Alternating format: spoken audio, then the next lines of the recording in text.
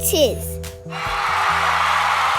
We're going to get into it tonight. We're going to talk about it tonight. And I'm tired of motherfuckers not listening. And if you want to comment on some shit, listen to the shit you commenting on. Because the same shit you commenting on, we spoke on that same shit, but you making comments on it.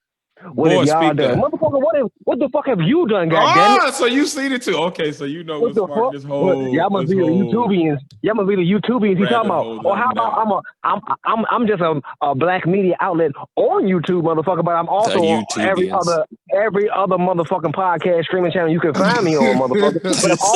But I'm also voluntarily teach in the worst school in Pittsburgh. I teach in the fucking voluntarily for years taught in the worst school in Virginia.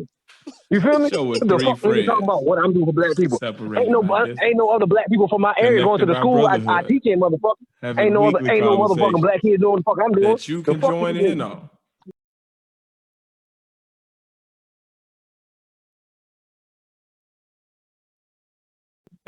As always, I am your boy Tiz, 1/3 of the partners, along with fuck wrong with them. It's the Padawan here. Oh man. I love it. I love it when Faith's in the place. I'm the other third of the partners, along with the other third of the partners, and I love it when this other third of the partners go on a rant. I'm gonna keep this. I'm already, and y'all motherfucking know it. I'm already in this bitch. It's facing the motherfucking place, and I'm ready. I'm motherfucking ready to take somebody on in this race and dash their ass too. We going on a verbal race out this bitch. So, we're going to flip topics a little bit. I'm going to do my first topic second and my second topic first. We're going to get right into the Tiz Take Umar update. Before I get into the Tiz Take, I'm going to just say this isn't about Umar tonight. This is going at the sector and commenters. So we're going to start with the commenters since Face is already kind of alluding to that as we are doing our intro. People doing this shit out here where they keep coming at us with this same argument, and then when we respond, they have nothing to say, or they delete their comment, or they, or they just back up. Like, my thing is, answer our question. We're answering your question. The question has been, well, what are y'all doing for the community? Because we're criticizing Umar and his lack of a school. Now, to get into things for the evening, you know what I'm saying? First of all, let me start off by saying anything we say tonight is not to defame or disrespect any comments or creator or person in this sector that we have found ourselves in somehow.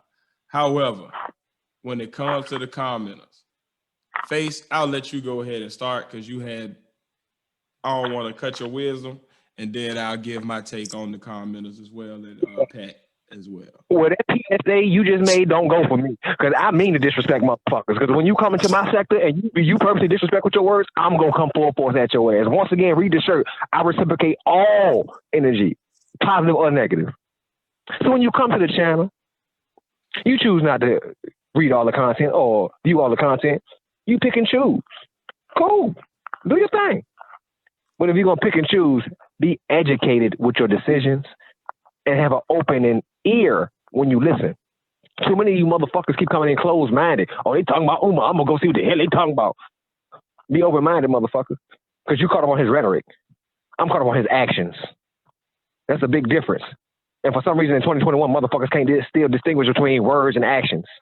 My actions, as far as a black man in the black community, I voluntarily for years, I think 8 years of my life as a teacher, purposely taught in the worst school in the Tri-Cities area. Purposely. So I can help and reach and teach those young black men and women. The fuck y'all doing? Just going to work? I won't get hardly no money for that shit. My joy came from being able to reach and teach motherfuckers and get them off the corner. Fuck y'all doing? Let me ask y'all, what the fuck y'all doing? Commenting, typing. That's it? That's what you doing? That sure ain't helping nobody but strengthening your motherfucking fingers. Make a comment, stick behind it. Get into the conversation with us. Don't just make a scary ass comment and run off with your tail tucked behind your fucking legs like you're a puppy or some shit. Don't do that. Be real. Be all the way real. Put your comment up. Let us comment back. Get into a discussion. That's the only way shit can be resolved, through a real discussion.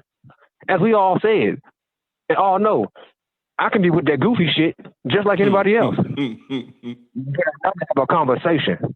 Don't think because I want to have a conversation, I'm weak. Don't think by no means by far because I want to have a conversation. I'm weak. I'd rather have a conversation because me going the other way, it ain't gonna be good for me or nobody else. So let's have this conversation, people. I'm open to talk to anybody about anything. Umar, whatever. But come with facts, just like I come with facts, and my brother comes with facts. You got to tell you.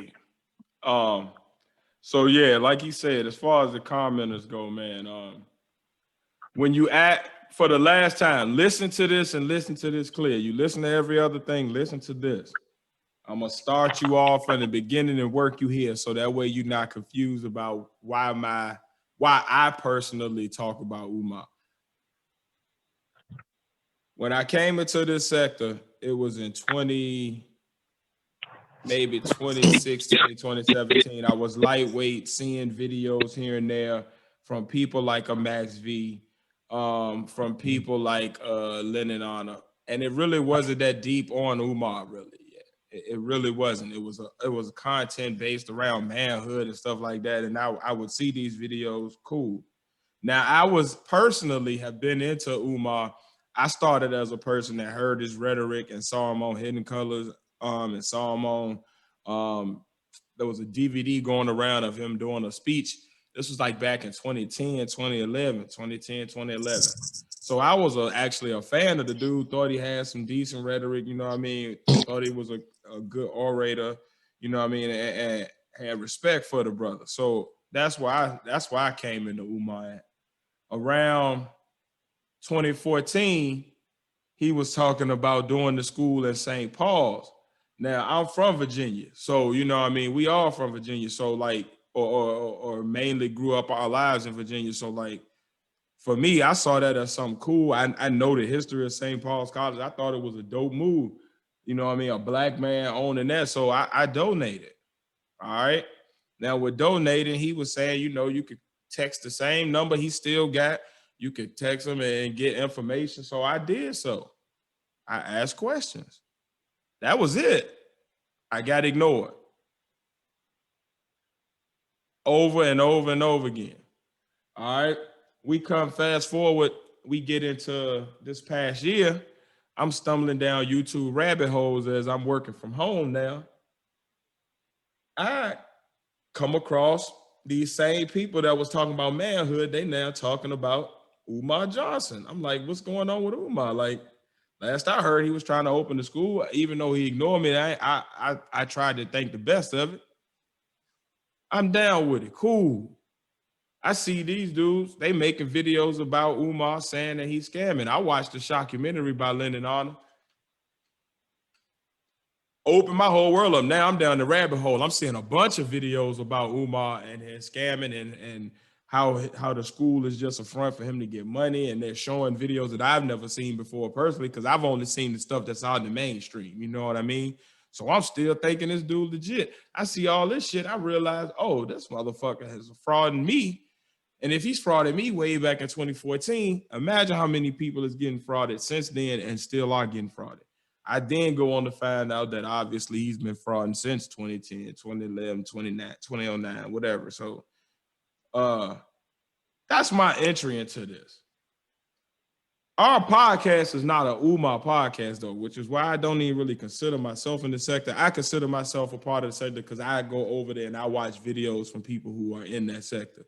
But our podcast and our channel is not in the Umar sector. We are a podcast as three brothers that like to talk shit, and we got opinions on shit, and we want to share them with other people and see if they agree or disagree and learn something in the process, and at the same time just enjoy ourselves. Like, that's what we about. That's the stated purpose when we first started. That's still what we provide. That's the content that we enjoy making. So yeah, so that's my entry into this. Now, when I came into the sector was a bunch of people. I used to jump into the Cookie Crush chat.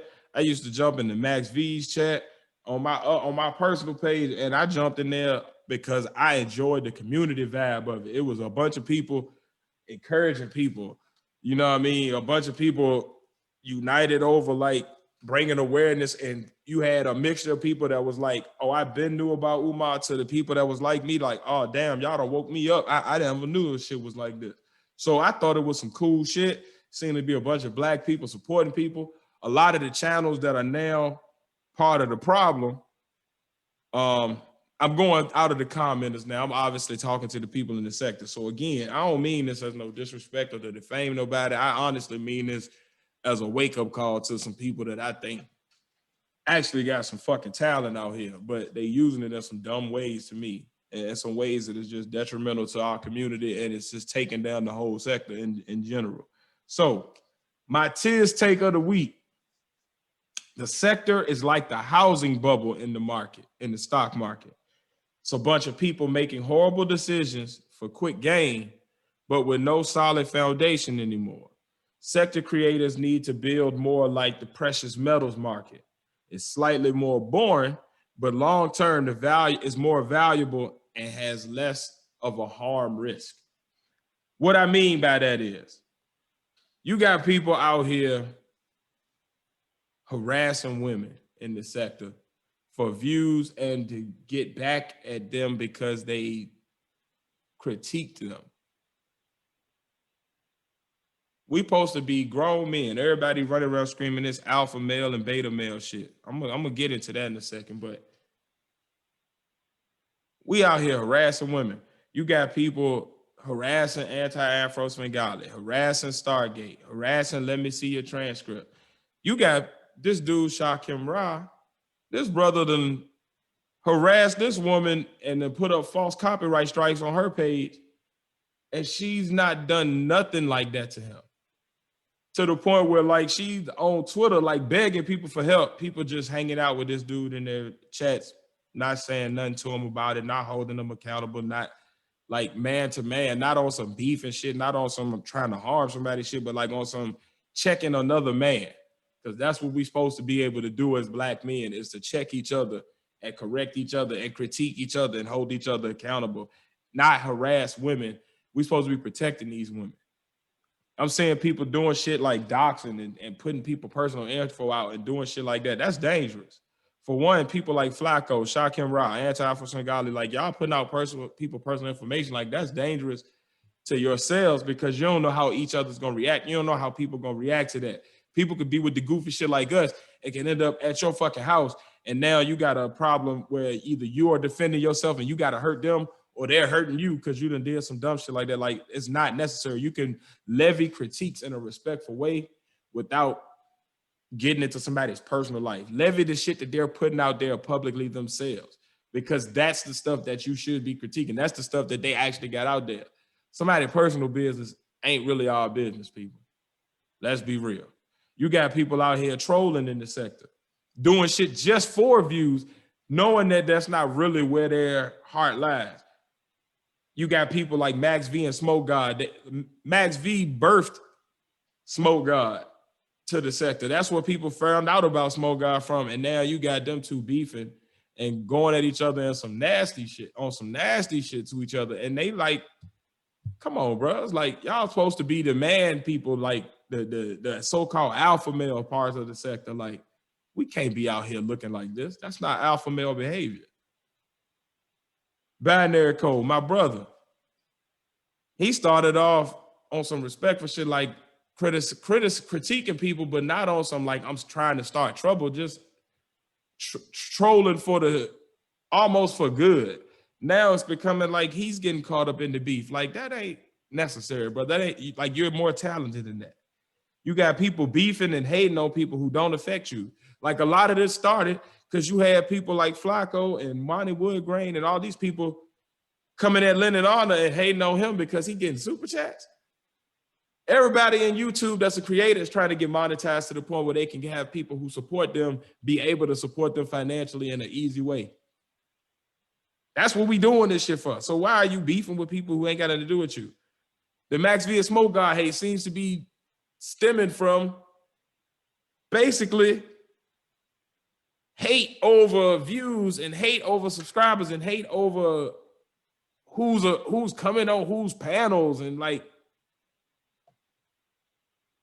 what that got to do with your panel? Like, build yourselves. Don't destroy each other. Like, being a considerate, stable, nuanced thinking person is not being a beta male. Being a beta male is jumping to emotional and unethical tactics to sabotage and defame everybody who disagrees with you or has the same subscribers as you. Being a beta male is seeking out and then posting people's personal information that's not common public knowledge. Being a beta male is harassing and going back and forth with women. Being an alpha male is having enough integrity in yourself and your content to make sure that your content matches your message, who you say you are in your content. Being an alpha male is standing up for our women and protecting them and holding other men accountable when they going at our Black women in the wrong way and being okay with that. And being okay with being checked when you wrong for disrespecting a Black woman. Being an alpha male is having disagreements in a civil manner with another man, where you're respectfully having a discourse with them, not yelling, cursing, defaming each other, throwing ad hominem attacks at each other, but you're actually able to disagree with them in a conversational way to where both of y'all can leave with neither one of y'all feeling like the other one tried to make them feel like less of a man. Not because you soft or you scared of the other man, but because you respect yourself enough to know where that shit could lead. 95% of us in this sector are over 30 years old, yet we condone and laugh at the childish behaviors that we condemn and put down in the younger generation when they do it. Most of us claim to be out here for Black and brown uplifting, but we out here literally condoning activity that is divisive, and we would despise it if the dominant society did it to us. So my final take. What you said, Face? That's some hypocrite ass shit. You feel me? Like, we can't have it both ways. You can't eat your cake and have it too. Like, so my final take on this, man, it's time for the creators and panel members and chat members in this sector to do three things. For one, create the content that speaks to your passions and your talents instead of harming others with your content. That doesn't include roasting people. If you got a roast channel, DC Young Fly made a career off of that. If you roasted people for things that they can actually change or actions that they display themselves in their posts or on their shows, cool. But not digging people's personal information and harming them. That's not roasting. Flacco. That's not roasting. Stop doxing people and doing troll shit to get shock value reactions and actually do reaction videos and that type of material because you're actually good at it. Shakim, stick to the chemist spirituality and the tech knowledge because you actually have some decent information in that area that's going to be helpful to our people. Anti-Afro Svengali, stick to going after scammers and fraudsters because that is needed in our community. Way more than going after creators and getting involved into these public back and forth. Max V, keep bringing the man content and the current event thought pieces. That's where you started at. And that's what's essential to getting the men in our sector to grow up and get beyond this and be better than where we have been. Binary Code, keep dropping the music, the gaming vids, and having panels that push for free speech and fun-loving content. Your perspective is unique and much needed in the community. Smoke God, keep up with the general panels on world events and the cannabis knowledge. Because that's a space that's missing in the sector and needs to be filled. We need more cannabis knowledge. We need more people bringing out that type of information. I'm smoking right now. We need more general panels for people to just come on and talk about daily current events and world knowledge. Like that's needed in this sector. Now I ain't mentioned everybody in the sector because I only listed the people that I actually am a fan of myself and that I know that those situations are happening with them for sure. These are things that they themselves have publicly said that they involved in, not me just hearsay. So that's why I didn't mention everybody. But this shit is going no more rampant than that's these people that I'm talking about. But these are people that I'm personally a fan of, so I can actually speak to what their situations have been. Number two thing we need to do in this community. We need to publicly condemn actions that we deem harmful to our community without making them seem trivial. Like, stop making it seem like because some can be made funny, it should be. Attacking women isn't cool in any shape or fashion. Period. Y'all know the partners don't rock with that. Like, that's something that we just don't get down with. Like, at the end of the day, personal information and being petty and going and digging for people's personal information, like, that's not cool. That's some cornball ass shade room type petty beta male. That's beta male type shit. We got to stop it. We got to stop ignoring and allowing people who dox and attack people as a way to drive views or settle their differences. We got to stop allowing and not holding them accountable and just allowing them to run rampant in the community. Like, we allow it. I watch content creators let these people on their panels that don't say anything about the shit that they're doing. They just let them rock. We got to be willing to stand up and protect this community and make it that, so that it doesn't become some old cornball shit. And we look up and none of the creators in here are here 10 years down the line. We like, it's corny, man. It's corny. We gotta have a better accountability base here. Go back to the community-based networking and lighthearted vibe that this started as. When I came into this sector, it was all about promoting other people's channels, making sure people was getting the information they needed, informing people of a major scammer in our community that we all started off talking about, who is Umar, who the partner's gonna stay focused on, because that's really what the problem started as. And now people are picking up his type of behaviors. We can't do that. Let's go back to what it was. If you're going to critique somebody's content, then do it the same way you would want somebody to critique yours. Critique it from a respectful place where you're actually wanting them to grow and learn, not from a place where you're trying to just horribly tear them down. If you're a roast channel, to do that. Like, we roast people in the current events all the time. But at the end of the day, like, we're not trying to tear down their career. Like, if they done some fuck shit, we gonna talk about it and we gonna hold them accountable for their fuckery. But we're not gonna go out of our way to find personal information on these people. Like, this is shit that's already out in the public for consumption. You feel me? That's the type of shit that you need to be critiquing. If you disagree with my take, then respectfully, let's have a debate down in the comments below. My opinion is not intended to be disrespectful to any creator or to discredit any talent that any of these creators have. I'm just actually putting this out there for debate and discussion because I am saddened to see such talented creators tear each other down and not do what their gift is because they focus on turmoil and contention. If I'm wrong, though, let's respectfully debate in the comments below, or you can email us at thepodnaspodcast@gmail.com and we can set up a panel where we talk it out on air. Me and Face have always said since it started, like, we down for that, to have a conversation and actually get another perspective. We down for that type of shit. Respectfully, though, because like we always say, we are with the goofy shit and not in the way that y'all do it online. Like, we're with some other type shit and we'd rather not go there. So this is not us trying to come at nobody or trying to beef with nobody or me trying to say, oh, I'm right and you're wrong. This is just what I see and what I feel like people coming from the outside in who don't know the history of where a lot of these talented channels actually started, where the good actually was. They only see the fuck shit and there's no need for that. We grown. We fucking grown. A lot of y'all way older than me and my brothers that's on the partners. Y'all older than us, a lot of y'all. So let's act like it, man. Otherwise, man, these toxic behaviors gonna just keep on dividing the content, dividing the community, and giving people room to laugh at us instead of with us. And that's my tears take for this week.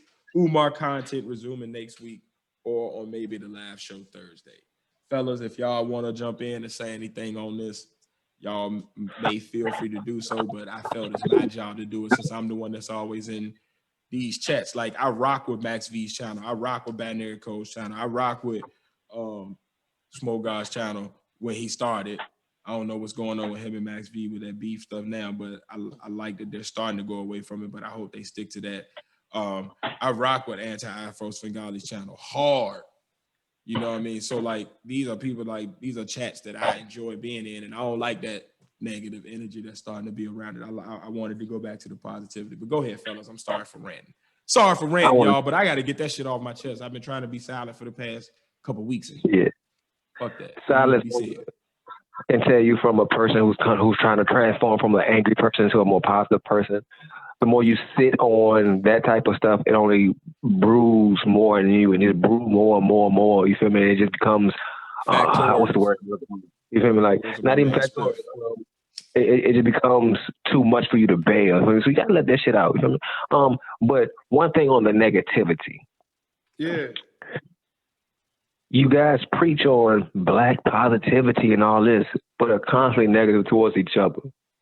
You can't preach one thing in one hand and continuously act out the other on the other hand. If you want this positivity, like my brother said, get back to the positive vibes. You don't have to agree with everybody. Shit, 9 out of 10, I don't agree with most people, but I can do it respectfully. Right. I don't have to hate on nobody. And I'm at the point in my life where unless it's about my family, there can never be beef. So right. Say whatever you want to say. Say it respectfully, one, so don't disrespect me, because that only makes me disrespect you.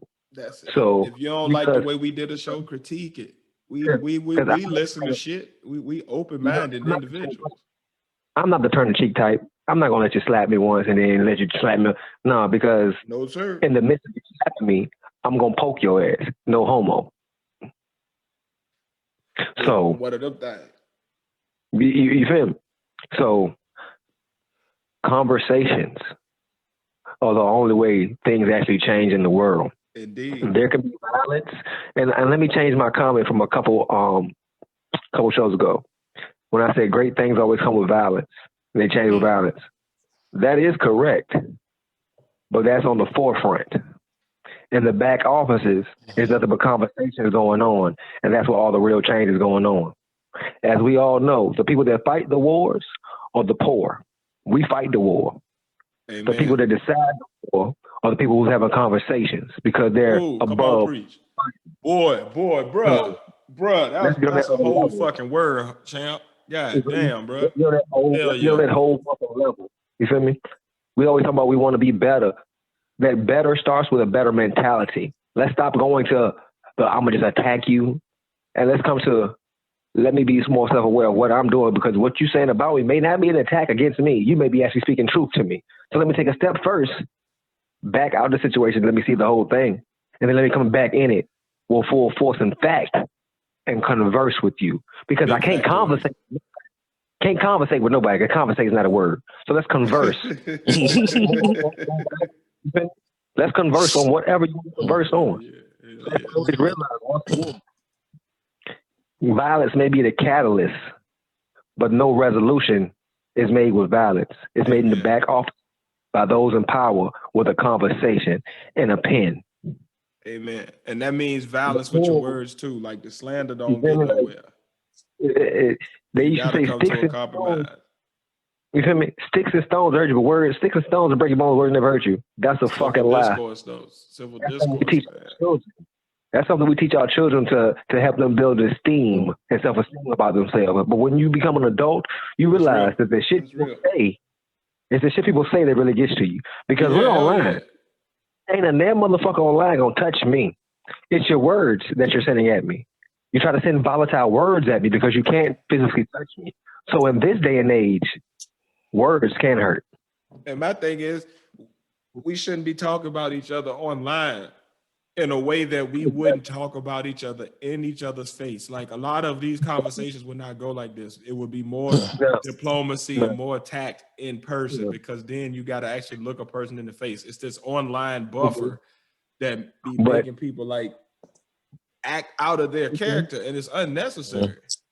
But I'm gonna take it even further. I'm gonna stay on your wavelength with people act a certain way and act funny in front of people. But I'm gonna take it to the next level higher. Most people in this country got a problem with masks. I don't want to wear a mask. I don't put this mask on. You wear a mask every day anyway, because you don't go out the house being yourself. You fake in front and put on a mask for everybody. You go to work, put on the mask. I put on the mask every day, because if people knew who I was, a lot of people wouldn't want to approach me because of how volatile I can be. But I'm a conversationalist. I'm a nice person. Come talk. That's it, man. But once again, I say, watch what you're saying. Keep it respectful. That's it. Like, you don't have to be disrespectful to disagree.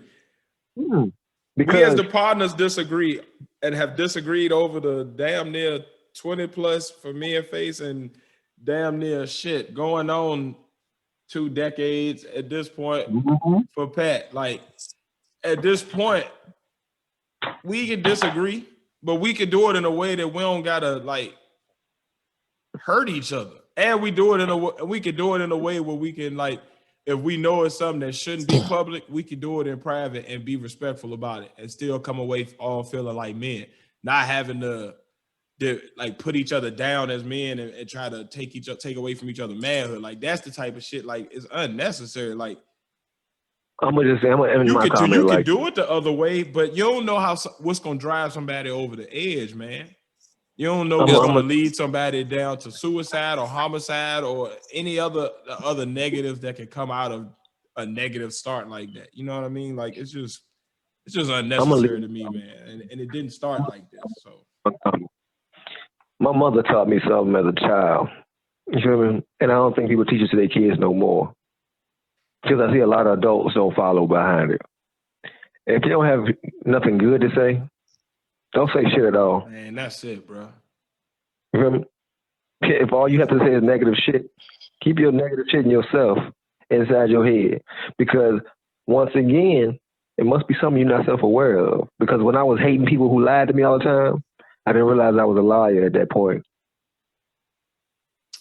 Realize something about yourself before you send hateful comments to somebody else. But once again, know the difference between critiques and roasting and being disrespectful and being damn near unethical and illegal by doxing people. Like, those are things that are over the line and should be just generally known to be over the line. Like, women and kids are over the line. Like, that's just old school street code, man. Like, this is just normal.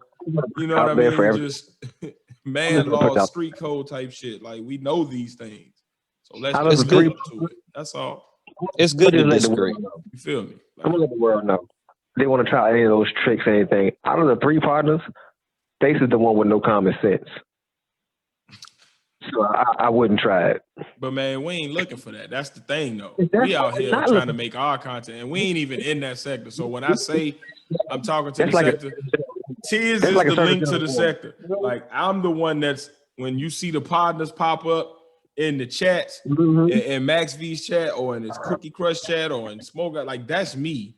So it ain't that's our channel being represented. Like, I that's why when y'all be like, hey man, y'all go follow the potters, I be like, hey, I don't want to promote and these people thing. Like, I'm here to be a fan and a viewer and a member of their chat, just like y'all. I'm not there to, as an official, let's rally for the partners. We do that on our channel. That's what our channel is for. We talk about our shit on our channel. We don't go nobody else shit for that. Right. And if you only following us just for Umar shit, like I told y'all a few episodes ago, like, unless he's doing something sensational or involving the school specifically, I ain't speaking on that man no more. Because I'm even willing to admit, like, at some point, I went from speaking on the man about the gripe I actually have against him to just being corny and just clowning him. And that's not necessary for me to do either. Like, he does what he does, and it's obvious to people like myself who watch. And I have areas that I can go for that type of interaction. I can go to safe spaces like a Lennon chat when I want to just talk about the realism of what he's doing and get that intellectual need, but also get my roast on and get my jokes off. Because some of this shit is just so crazy. It is funny, but I'm not about to be the one that's like, my gripe against him is specifically about the school and his lack of care for the donors and the downright what looks to me to be illegal behavior that he's using to get these donations. And I'm not with that. Well, and if y'all with that out there, or if y'all don't like that, and if y'all think that we about to make that's gonna beat all of our content, then Wrong. I'm sorry. If we lose subs Wrong. because you mad because you subscribe to somebody's channel I mentioned tonight and you feel like I said something out of line, I'm sorry.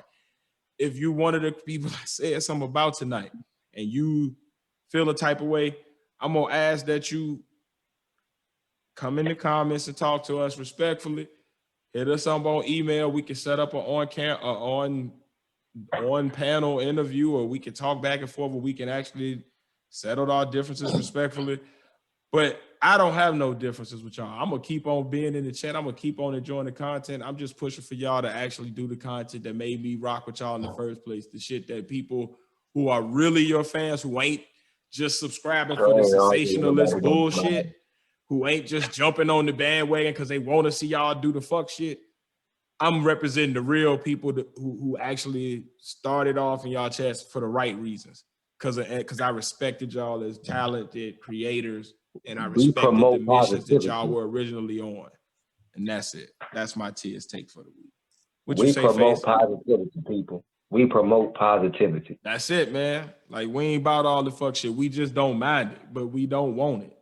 Like, we're people who come from the fuck shit and who are looking to see ourselves and our people be better than what we have been, because it's that time.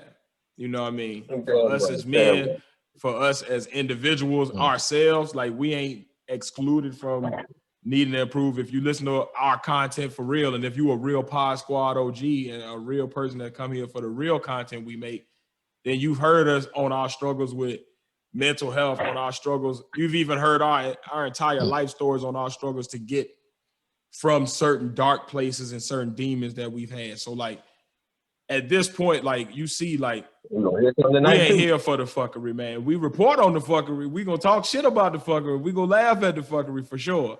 But that ain't what we promoting. That ain't what we on. And even when we talk about the good and the fuckery, we're coming at it from a place of, like, look at this bullshit. This should not be this way. It may be, it's almost laughing to keep from crying type shit. Like, this is fucked up.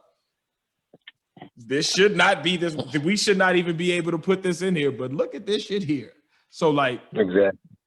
Can't write this that's shit. all I got to say. If we lose subs after this, if people want to act funny in chats, I understand, respect, blessings. No harm, no foul. As long as you keep it respectful, I can keep it respectful with you, and we can respectfully agree to disagree. But yeah, man, that's my take. Appreciate y'all for going on this walk with me, partners, because I know that y'all don't even be in them chats, and I know this Umar thing is something that I am in, but I couldn't hold it back no more. Like, I've been talking to people and I've been watching this stuff for a minute, and, like, it saddens me because it's like watching your TV people or somebody that you respect do stuff that just, like, this ain't even what you was on. This ain't who you are. Like, this, or at least not how you started off. Like, how you started off, it seemed like that was the authentic you. So, like, do that. That's what we rock with you for. Like, don't do this. Don't bring a negative light to your stuff. Like, keep the positive shit going, because that's what you were getting subs for in the first place. So yeah. From hating though, I want to go to dating. I was watching. I'm sorry, I can't remember the podcast. It might have been Damn Internet You Scary, or I can't remember if that what it was, but they had a thing where they were talking about somebody said they are no longer dating to marry. They're gonna date for happiness. And it made me wonder, what is the best approach and why? So, dating to marry and hoping for happiness versus dating for happiness and hoping to marry. So, dating to marry is like, you're going into a relationship looking for the person that you will end up with for the rest of your life. So you're doing things and weeding out people based around their criteria. You're doing things based around that being the end goal, as opposed to dating for happiness and hoping to marry, which is more, I'm dating to just enjoy myself with you. And as long as that's going on, we'll see whatever happens. If it leads to marriage, cool. But as long as we're happy, we'll just let that rock. So it led me to this question: which approach is best and why? And also these individual questions for both of y'all. For you, Face, which approach did you use to find your spouse throughout your dating life when you were dating and up to now where you're married? And for Pat, what is your current approach and how is it working as far as weeding out potential long-term married spouses? Yeah, I don't know what the fuck that was. Why? You want to take this first step? Oh man, I thought we were gonna rock paper scissors. Uh-huh. All right. No, I'm good with this. I straight up tell you, I date for happiness because if I'm going to be with someone for the rest of my life, I want to be happy with them. That's just the logic behind it. Like people that date to be married seem like they're just dating for status to me, and or whatever, or they just feel like they're on a clock. Like I got to get married at this time. Like they got their own mental clock of where things supposed to happen in life, or whatever. Me, of course, I don't have no clock. I'm 37. I don't have no kids, and I'm not married. So evidently, there's no clock involved with my span. I'm like, whatever happens, happens. He advertising to you. He advertising. He stayed. I've been single. So he be stay throwing it out there to him, man. No kids. No, not really. Bills, baby, from the land. I'm just saying. Y'all know what I'm talking about. He trying to pay the cable bill. No, I ain't. Try to get rid of that side anyway. Of that on my life. Staying away from cable. Anyway. Yeah, I just date for happiness because it just don't make any sense to at this point. I just feel like once I feel like I'm situated and stable at this point or whatever, whoever's with me at that point, let's go forward. But I date for happiness because it just doesn't make any sense. I've seen too many other relationships where they just be in a situationship where because of certain situations, they stayed with each other. Like it's just a convenience. They're more like roommates than actual mates. Gotcha. Pretty much. So like I feel like instead of I don't want to spend the rest of my life feeling stuck. You know what I'm saying? And that's unfair to that person because you shouldn't have to. Nobody should feel like they need to be around somebody and feel stuck. Like in general, like no one should. If that other person has lost that love for that other person, that person shouldn't be going through that because that's just how it happened. Like I don't feel that way. So me, I don't know. I'm just and so with me dating for happiness, I don't know if that's a hindrance with me going forward because I don't know. I might be extra picky. You know what I'm saying? Like I might look at this like, yeah, I can tell after a while, I'm probably gonna get sick of my shit. I know it. And I know who I am. And it's not like some shit like if it's something like I know I need to improve on, I'm willing to do that or whatever. But if it's something like this is part of my personality, that means you just don't like me. Then you shouldn't be around me. You know what I'm saying? So yeah, that's just how I feel. Pretty much. Respect. Oh my! Cleared his throat. He revved up real quick. Yeah. Oh man. Yeah. Dating to marry and hoping for happiness versus dating for happiness and hoping to marry. I'm gonna take a Tiz approach on this and say I have a few different takes on this one. So I feel as we grow and we first get into that dating age, it changes and it goes back and forth. And it's only at a certain age do we stop on one of them. I feel that as we age, the experiences we have, the things we see, the information we take in, that helps us, or not helps us, but molds us into whichever one we category or side we fall on. Just speaking from my perspective, most females, when growing up, they're all taught or shown to try to get married and choose a mate for this and choose a mate for that. And it's only in their later years where they're always taught to try to go for happiness then. But they're always conditioned to do marry. And the vice versa, most men growing up are told, go out and be happy, go be fruitful, be happy. And then eventually you gonna land one. But I see it as we get older as men, those experiences we take in and the relationships we go through, I think depending on the how can I say, the mentality of the man at the age he is, you're still going to be stuck in whatever one you were in the predominantly most of your life. So as most men, we go out and date for happiness in our early 20s and late teens. We date for happiness. We trying to get happy. We trying to bust that nut. I'm trying to get happy real quick. You feel me? I want to be happy as many times as I can be happy, and as long as I can be happy. Speaking of personal experience, growing up and getting into college and stuff like that, I was looking to be happy all the time. And I was happy, joy. I was a very happy person. I was a very, very happy person. Marriage was never on my mind. Pause. I don't even know why, but I'm gonna just put that there just in case. I don't know why. It may not even need one. I don't even know anymore, but put that there just in case. Just personally, me, marriage was never on my mind growing up at any point. I've dated for the majority of my life to be happy. I've been a serial monogamous before I was married and got married. I was a serial monogamous, so even though I was being happy and getting my happiness, I would always find one and just be with that one. But that was towards my later years because I just got tired of doing the back and forth, the juggling and all this other stuff. When I met my wife initially, I wasn't dating to be married. I wasn't dating looking for marriage because once again, my mother wasn't married. When my grandmother was married, I wasn't alive.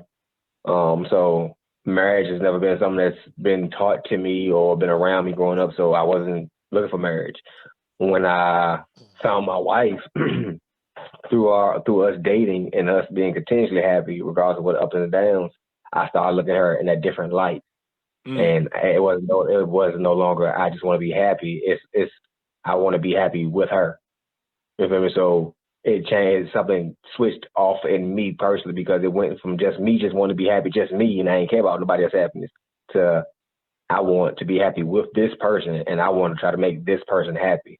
You feel me? So I feel that through just life changes and just experiences for men, that's ways you'll change. But just from my own personal experience and dealing with women and talking to women and just, I have daughters, so just from their mother's perspective, this was what their mothers tell them. As far as what I tell them, I see that the dating to marry and the condition as far as when you grow up, you should find this type of man and this and this and this, where boys or men, young men, would never taught to, when you grow up, find this type of woman and make sure she can do this and make sure, you feel me, like, that's not really something we drill into our heads. But that's just me personally. So, I mean, like, to just sum it up, growing up, it's dating for happiness as far as me and most men. That's what, in my viewpoint. But as you get older and you become more mature and you realize what you want out of life, and it's just more than just happiness, you switch from just trying to be happy to, I want to be married. Because it's very rare. I have met some men that when they start dating young, they were like, I'm looking for a wife. And it was always odd to me for a dude to be like, I'm looking for a wife. But it was never odd for me to hear a woman at any age say, I'm looking for a husband. Where we're going to be 7 years down the road. That was never something odd to me. But for a man to say that, or me hear a man say that to a woman, or we be in the conversation and a dude be like, I need my wife, to be like, wife? What you talking about? Like, how old are you? But like I said, that just comes with age and maturity in my book. So. Okay. It's funny that you said you're gonna take it from a Tia's perspective, because that's exact like the perspective you laid out of like your younger years versus your older years is pretty much sums up my approach to how I got to my spouse. like me and my wife, like I say, like from whenever I first started looking at girls and like, oh yeah, I want some. Whatever age that was in elementary school up until about 16, 17, I'd say that was my approach, is to date for happiness and, you know, whatever else. But right now, I just want to enjoy this. Ooh, sweet nectar. But I'd say like when I hit 17-ish, got to college, like I would say like my thoughts about dating started to change around then to like, I wanted to be married. I wanted to have a family. So I started like, even in my fuck ups in that age, I would say like it was all dating to be married. Like every relationship I got into with a girl was because I was actually trying to see if they was the one. Like I was actually trying to carry it like that. I was moving in that way. I was looking at them in that light and moving as such. In my in between time, yeah, for real.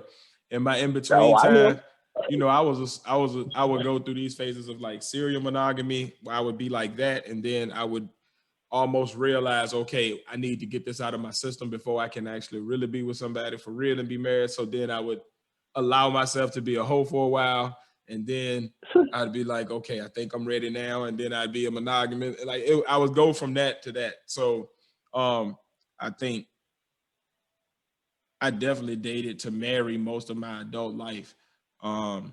Even with my wife, like I started preparing myself and doing the things that a husband would do almost immediately when we got together and made it official that we were together. You know what I mean? Like, I feel like to me though, for my situation with her, it was the best situation because like, I feel like it caused me to do a lot of the things that a lot of men wait until they're already married to think about, as opposed to doing when you're dating.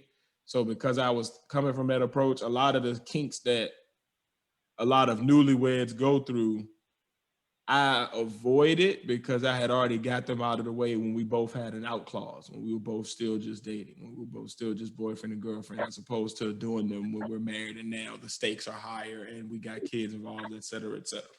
So for me, that was the best approach for my situation. But I'd say for the situations that I had earlier in my adult life when I was dating and married, it was horrible because the women I was with were not doing that.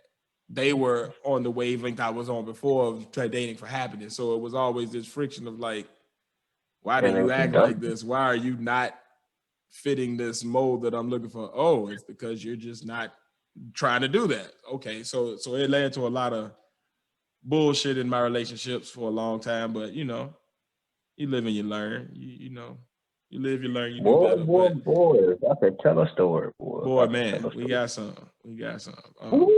But if you heard the story time with Tiz, then you know that I've was engaged twice before I got married. You know, I've had children that were supposed to be here that are not here. So my life was very hectic before finding the woman who was currently my wife. So yeah. But that's neither here nor there. But yeah, so it seems to be like it really don't matter what approach it is. It's more just customizing the approach to whatever your perspective on dating is, I guess. There. What were you saying, Pat? I was saying, see, where y'all went at with happiness or whatever, I wasn't thinking all of that. I was thinking more like, is this person happy with me? Am I happy with them? Are we clicking? This is good. But see, no, that is, you are exactly right. Because what I'm saying is like, so when I say I wasn't dating for happiness, I was dating for marriage. That doesn't mean that I didn't have happiness with those people. It just means that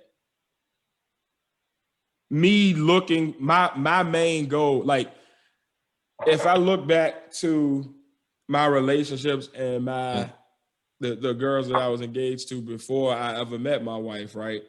If I look back to those two young ladies, a lot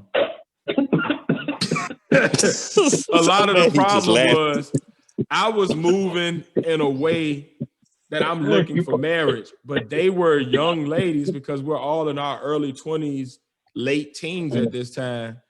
they were more looking for like the boyfriend that's the fun guy that they initially met. I would get with them, and then I'm moving toward like, let's be together. Like, you know what I mean? And because of that, it would decrease the happiness. But I would push through them unhappy ass moments knowing that I shouldn't because I'm looking for like marriage. So I'm thinking like, you know, you got to fight through. But that wasn't the time or the women to do that with. It just so happened that being my approach, I stumbled into a woman who was also kind of on that same vibe. Like, I'm not looking to date just to be dating. Yes, I want to be happy with you, but my focus is the long term. What are we doing to get? Are we going to be together forever? If not, I can go ahead and keep it moving and go to the next. You know what I mean? So that was I stumbled into that. So that's what I'm saying. Like, it seems to be like you're dating in your way. Face did it in his way. I did it in my way. But it seems like it's really more just customizing. I did my. It depends on whatever your perspective is and what you're looking to get out of dating in that phase of your life, and whether or not you're willing to stick to it to get that outcome in that phase of your life. If that makes sense. Yeah. But yeah, man. What do y'all think out there, Pod Squad members? Let us know. Let us know something. Let us know. So, what I'm going to do, I'm going to take another page out of Ted's book, and I'm going to flip my topics. I'm going to flip my topics real quick. So I'm going to hit y'all with the I'm going to give you a little facelift. We're gonna change it up this week. Since I'm going through a little personal journey myself with this little anger thing I have and how I deal with issues. Angry black man. I'm not gonna give you no angry list this week. All right.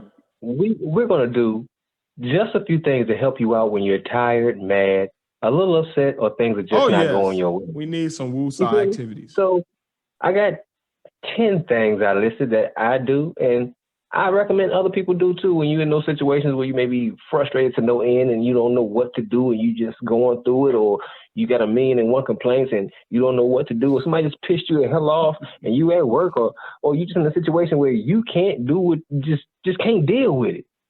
So first, listen to music. Music soothes the soul. Music calms the savage beast. Music can take that anger out you. Find a song. Get your emotions out there. Yes. Number 2. Might I suggest the Sunday Service Choir by Kanye? I don't care if you like gospel. I don't care if you're a Christian like myself or you are you can be anything. The way they be remixing like contemporary and popular songs and putting it like the arrangements and stuff, if you into music, it's very good, and it just makes you feel better by the end of it. So, yes, that's what I'm kind of listening to. I got 2 songs to recommend. My favorite song to listen to when just anything's not going right, or I'm pissed off, frustrated, or I'm feeling those volatile moments, I listen to Basshead Jazz by CeeLo Green. I knew he was going to say that. Basshead Jazz. Yep. That's my jam, you feel me? Second song, Liberation by Outkast featuring Crusaders. Listen to those 2 songs, and I guarantee if you're going through something, that song, they gonna get you through. Another one that's really good too is Rolling. Yeah, I remember that song. Family. Yeah, Tiz put me onto that song too. By the time you get to CeeLo's part, if you ain't feeling something in your spirit rise, I don't know who you are. You must be. Yes, indeed. Next thing, take a long car ride, man. Just hop in the car, just drive. I do that all the time. Have no destination. You don't have to have a destination. Just know how to get back home. That's all. I do that before the podcast. It's very calming. It's all right. It's very, very calming. Yeah. Second thing, most people may not think about it because we all adults, but take a nap. Man, yes. A good nap will save a life. Get some Y'all heard me. Get some rest. You hear me? Sometimes your brain just needs to relax. Sometimes your brain just needs to rest. Go to sleep. Yep. Let your body and your mind relax. Go to sleep.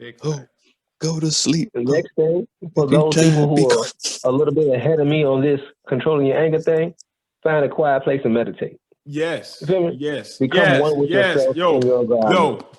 People out there, people out there, if you deal with a lot of like stress, anxiety, even if you just dealing with it for that moment, meditation, yo, it's hard to get into, but if you stay with it consistent on like the first month or so, like once you hit that spot, it is one of the most decompressing feelings to just let your mind not be focused on any one thing. You never realize how busy your brain is and how much that leads to the stress hormone cortisol and how inflamed that makes your body. But you never realize it until you start it. So what I suggest, get on YouTube. It's how I started. Look up 5-minute meditations for whatever you're feeling. They got a million of them. And just sit there, listen to the guided meditation, listen to what the voice is telling you to do, and just try it. And just try it again the next day. And make it consistent. Find them 5 minutes. And as you get used to it, you will find that like your brain starts to just like, oh, I don't have to have any answers right now. I'm just going to be. And you realize how healthy that is. Because even in your naps, if you're a person like me that's always thinking, you're even dreaming fucking shit that's almost real world shit that you're really going through. So it's like your brain is constantly trying to figure out and, like, what's the next move? Okay, what's the next thing? So like, yes, meditation. Thank you, Face. I'm sorry, y'all, but thank you, Face. Meditation. Oh, the input is well like. Yes. I like Good that. information. Y'all. That shit is healthy as fuck, dude. Meditation. Now, me being a person, me being a person who suffers from PTSD and anxiety. Number 5, I like smoke one. I knew he was gonna have this somewhere on the list. You feel me? Got to be somewhere on the list. Smoke one. Yes. Relax. It's becoming legal everywhere. So partake. It's not a bad thing anymore. 6, find someone to vent to. Find someone to vent to. Yeah. Not somebody who you need to talk to and somebody who talk back, but just find a listening ear. So you just get shit off your chest. Somebody who just sit there and just give you that eye contact and let you just go. It helps. They don't even have to know nothing about the situation as long as they're willing to listen to you. Yeah, offload and you got to know the person.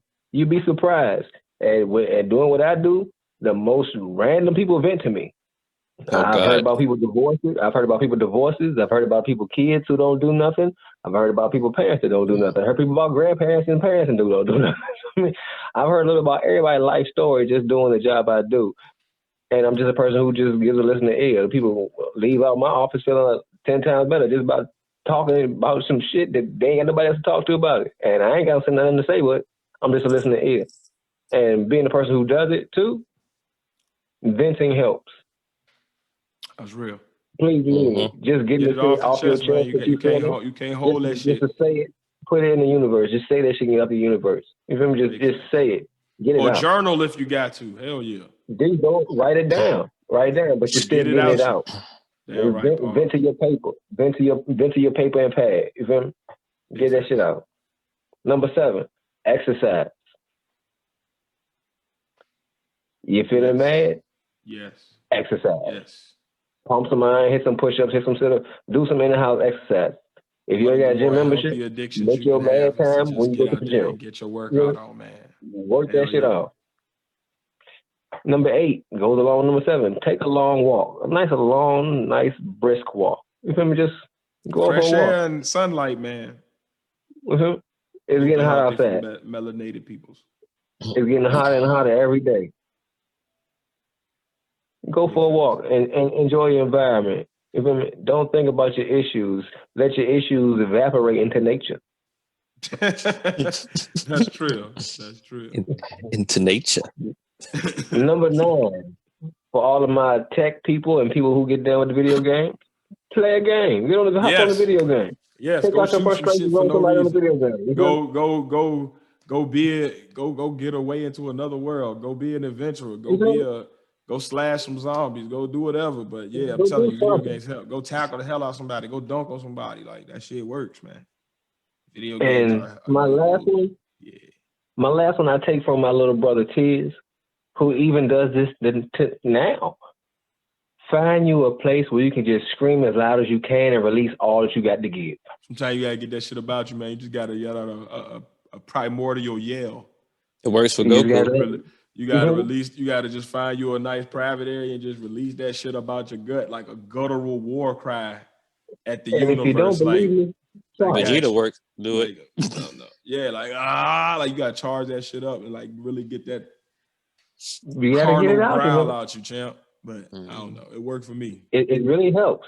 If you've ever been in those situations where you can't figure out what word to say because your mind is just all there, yell. Just scream real loud one time, and you gonna feel like, oh man. I have a closet in my house that is just for that. That helps. You feel me? You'd be surprised. And that's just the face list of things that'll help you out when you're feeling tired, mad, or a little upset. Respect. I got one to add for you. Add it up. Go ahead. Draw. Drawing is good. There you go.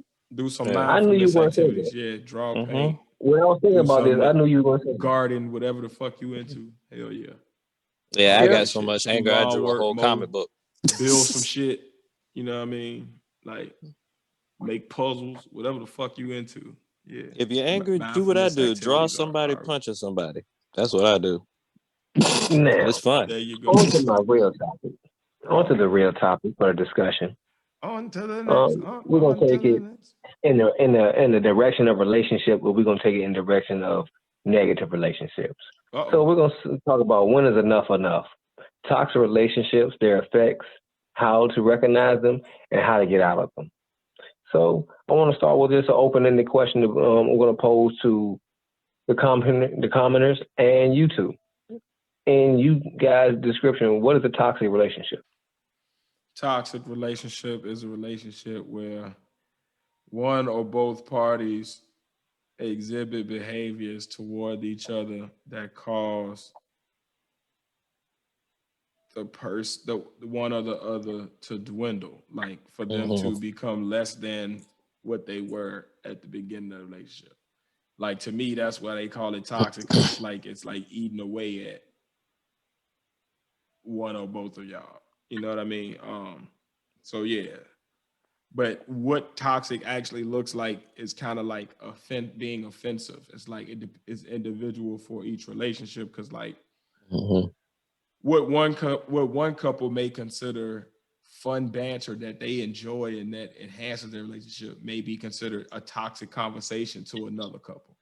Yeah, so it really depends on what those individual boundaries are. But any relationship where they're demeaning and degrading one or both of each other is a toxic relationship to me.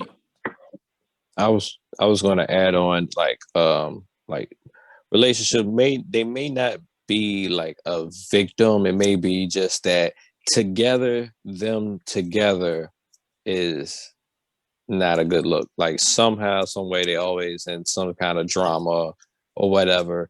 Like they have their moments where they're not, everything is cool or whatever, but it's way more moments where there's some random drama or disrespect going on, pretty much. Just another version of one, pretty much. Well, as far as me, I feel like every positive relationship, it comes 50-50. You get 50% happiness and you get some 50% of sadness because every relationship you have ups and downs. Okay. But I feel it becomes toxic when that scale becomes to tip and more than a 20-degree angle, more than a 10-degree angle, and that side of negativity starts to get heavier. So when it gets to that 55, 45, 60, 40, you feel me? That's when the negativity starts to breed his ugly face. When you lose balance. Yeah. Exactly. Okay. I feel that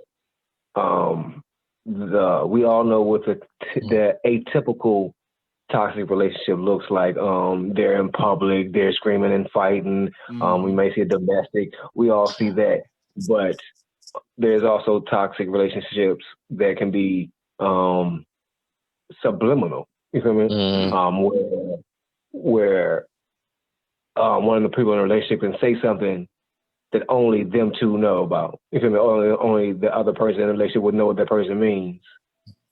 but to somebody else it don't mean nothing else.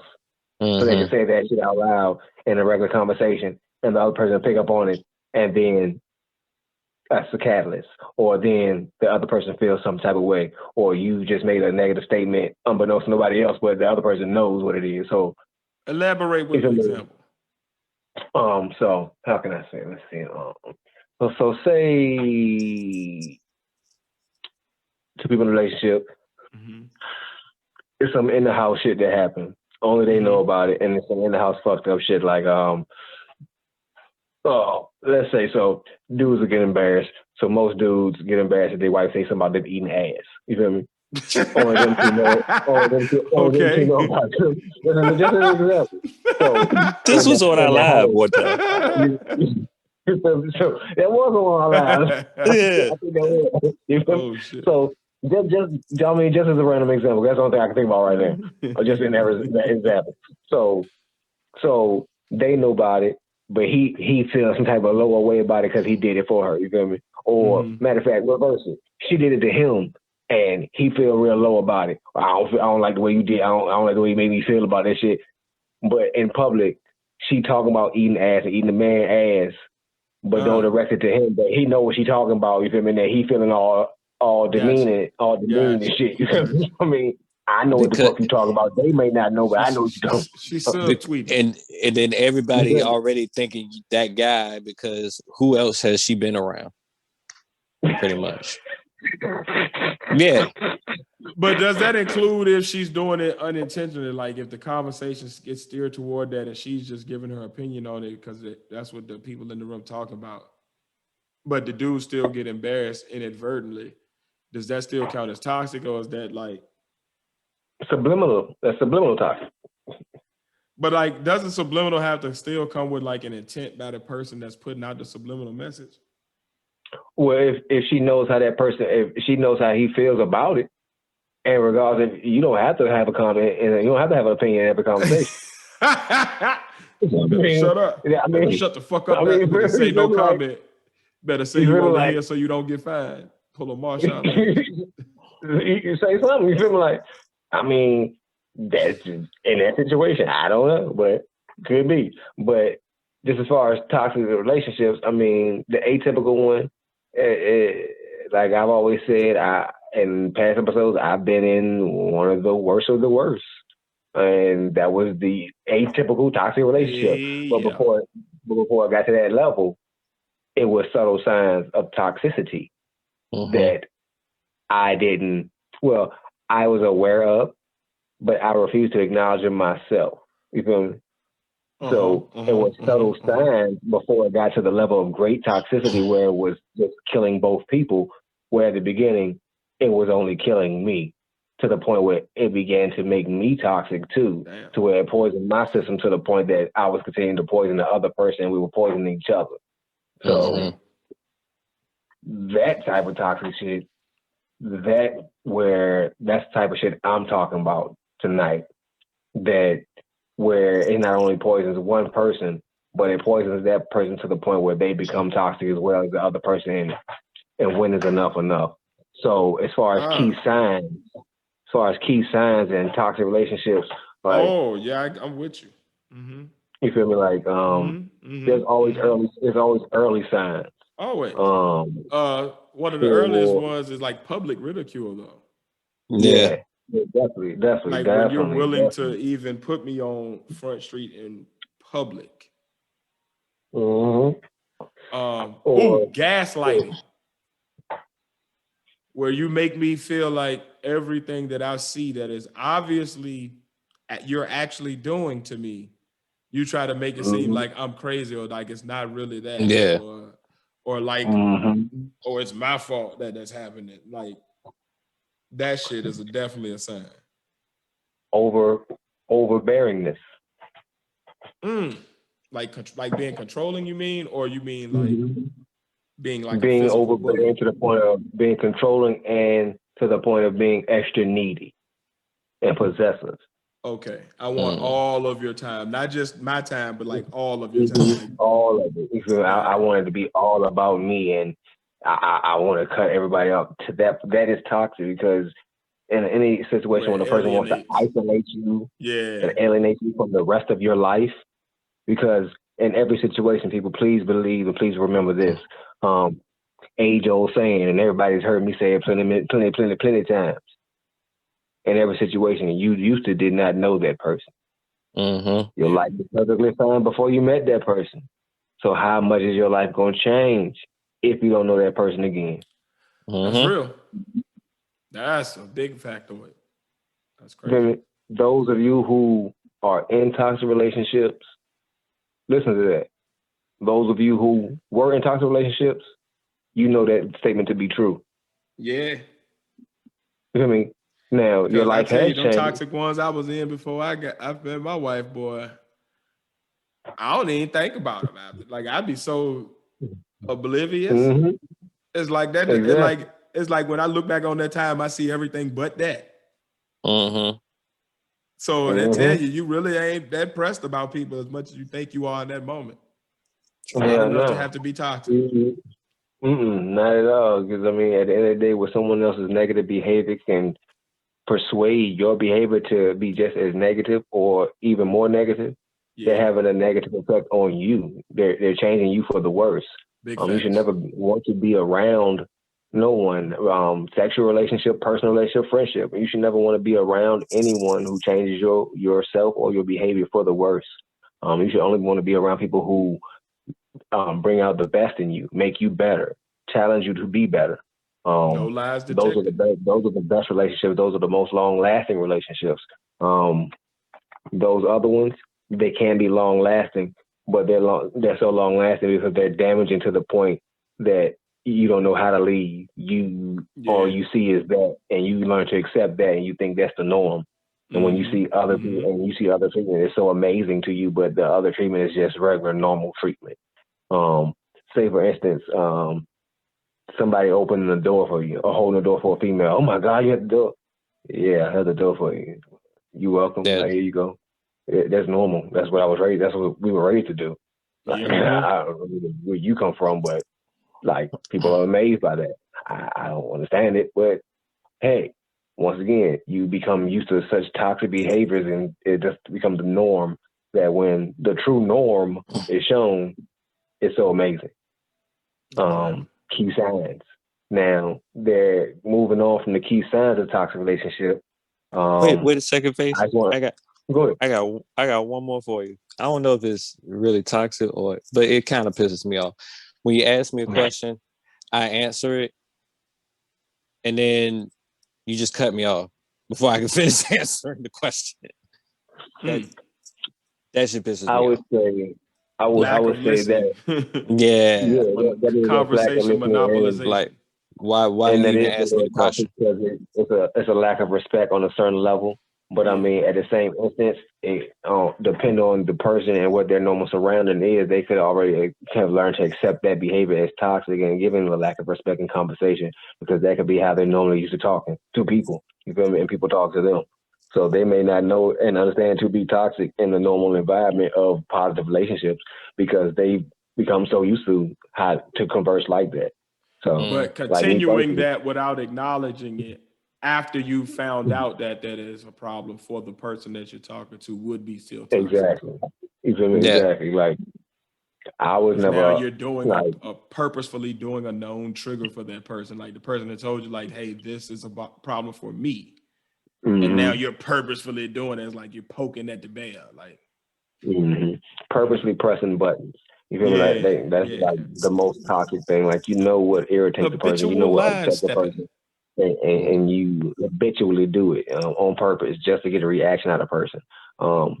Seeking negative reactions on purpose from somebody, that can nothing be nothing but negative and toxic. You don't want to search for a negative reaction, because the people you're searching for a negative reaction from, if they give you that negative reaction, you're not gonna know what to do with that negative reaction. You feel like it's gonna be something totally different then.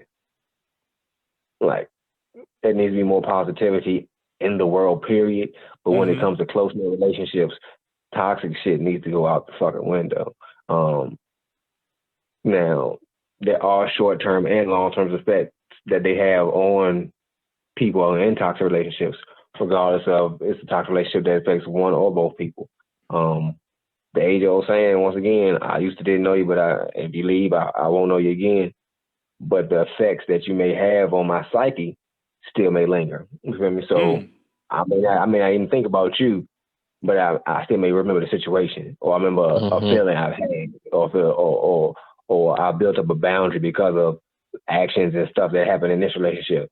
So it makes it difficult for the next person. And that's through any and all negative relationships, because we've all dated females who had issues or boundaries set up because of past relationships. Yeah. I mean, men do it too. I mean, no, I do. Shit. Me personally, I mean, I don't know about y'all, but me personally, there's certain boundaries I set before me and my wife got to a certain level before we got married, because I had trust issues, and I came from a toxic relationship. So there were certain things that I had to re-understand and relearn in a positive relationship to make a positive relationship. I didn't trust females. You feel me? Like, so I mean, I told y'all to go back to the face story. You got to relearn what happiness and somebody actually loving you looks like. Exactly. Like, you get so used to toxic and you accept that as love, that when real love comes, it's shocking to you. It's like you don't learn how to accept it from a person. So if you don't know how to accept love from a person, you really don't truly know how to give it. So that's that toxic shit having those long-term effects. But the short-term effects is like you just building those walls. They just got to be broken down. You got to be willing to have them broke down, though. If you're at that mental point where you're willing to move on, you don't need to be in a relationship. You need to have that time to yourself, because sometimes it takes a long time to work through toxic behavior and toxic feelings from past shit. You feel me? Like, you got to deal with that on your own time. I think own time is that's exactly what leads back to when you said, like, when is enough? Like, enough becomes enough when the person actually believes that it's almost like a drug addiction. It's like when they believe that that's the rock bottom, where they're like refusing to take any more than what they've taken, that's when it hits. And it's different for different people, because for some people, it's that first instance of, oh, this is no longer good. This feels toxic right now. This conversation, I'm done. For some, it's depending on where their self-esteem is currently, with other traumas they're being impacted by. At that same time, you know, it may be 10, 20 years before they realize and get out of it. But I think that is the when enough is enough, is when the person actually realizes, like, I don't have to take this, so why am I? And let me find out why. Because then they can get to what you were just saying, Face, about the, like, you know, where you got to explore yourself and may need to do that self-healing before you even deal with somebody else. Like, to get to that, you got to first realize that, like, oh, I don't understand why I'm dealing with this, but I know I don't want to anymore. And I think that there's no, like, right or wrong answer as far as the time. It's just more of, as soon as you are able to get to that point as an individual, then that's when it's time. Because that's when you're going to actually be willing to leave for real, as opposed to leaving and then going right back to that person because it's easy, convenient, or because it's what you think that you're worth, or because it's what you're used to, or whatever the reason that you give yourself. You know, when you go back to these toxic relationships, because we've all done it, you know, we've all been there, where you stick with somebody and you be like, no, I'm done. And then a month later, you back looking at your fellas like, well, no, we back together for right now, you know. We just talking again, you know, like, Face, you know my relationship at ODU with T, you know. Oh, Jesus. Every time you look, well, you know, because, you know, well, you know, you know. So, yeah, you know, anyway, I think it's the enough is enough. Once those signs, or one of those signs, hits you enough to say, you know what, I don't need to take this, and I'm not. And let me find out why. And that's my opinion. Mine is, you done getting on my goddamn nerves lately, and I'm tired of shit. Every 5 seconds, you got something to say. It's always about me. You prefer the boiling point method? Yeah. I done has all I can stand, and I can't stand no more. I done gave you, like, spinach and Motherfucker, I told you. I done gave you so many warnings that look, I'm nice, but I ain't that nice. We'll let you Ain't that let them nice. hulk up. You wouldn't like me when I'm angry. Because sometimes I told you, motherfucker. It's the pedal. sometimes you encounter in the midst of your single dating that because you're polite and you carry yourself as a nice person or whatever, and you try to be a good, decent person, people would carry you like, nah, you ain't gonna go that far. Nah, I can keep messing with you. Nah. All right.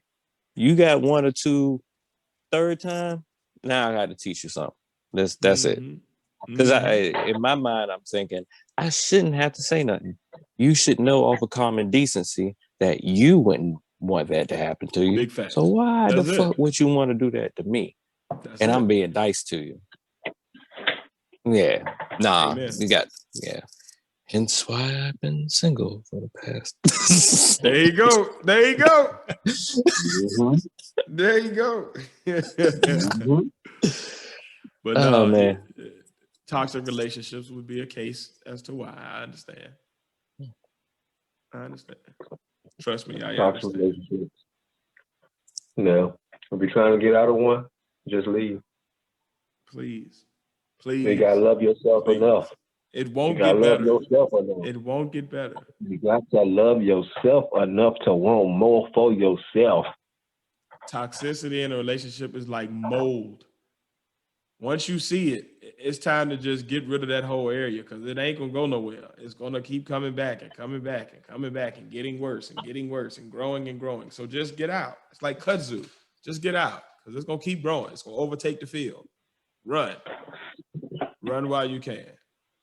Be free. Get out. Before you have to burn the whole house down to get out. Be free. Burn them down.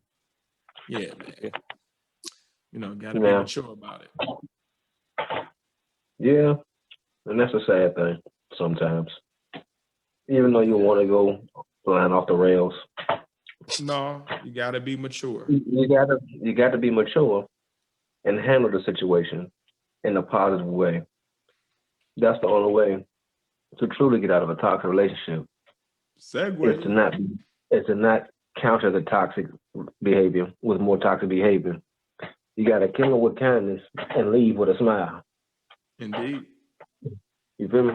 Because you believe in anger, you gonna always want to say something back to the person. You always want to say something, and I should have said this, and I should have said this. Leave with a smile. Just let them know, this ain't working for me. You're not bringing the best out of me, and I'm damn sure not bringing the best out of you. It's in our best interest that, we just separate. I wish you the best. And that's it. Of course, in some situations, it may not be that easy. Because females, I know there's some crazy dudes out there. Yeah. There's that Second Amendment that I always advocate for. Indeed. And they haven't taken it away, so use it. I do not advocate for violence or domestic violence, but I do advocate for self-defense. Yes. Yep. And self-protection.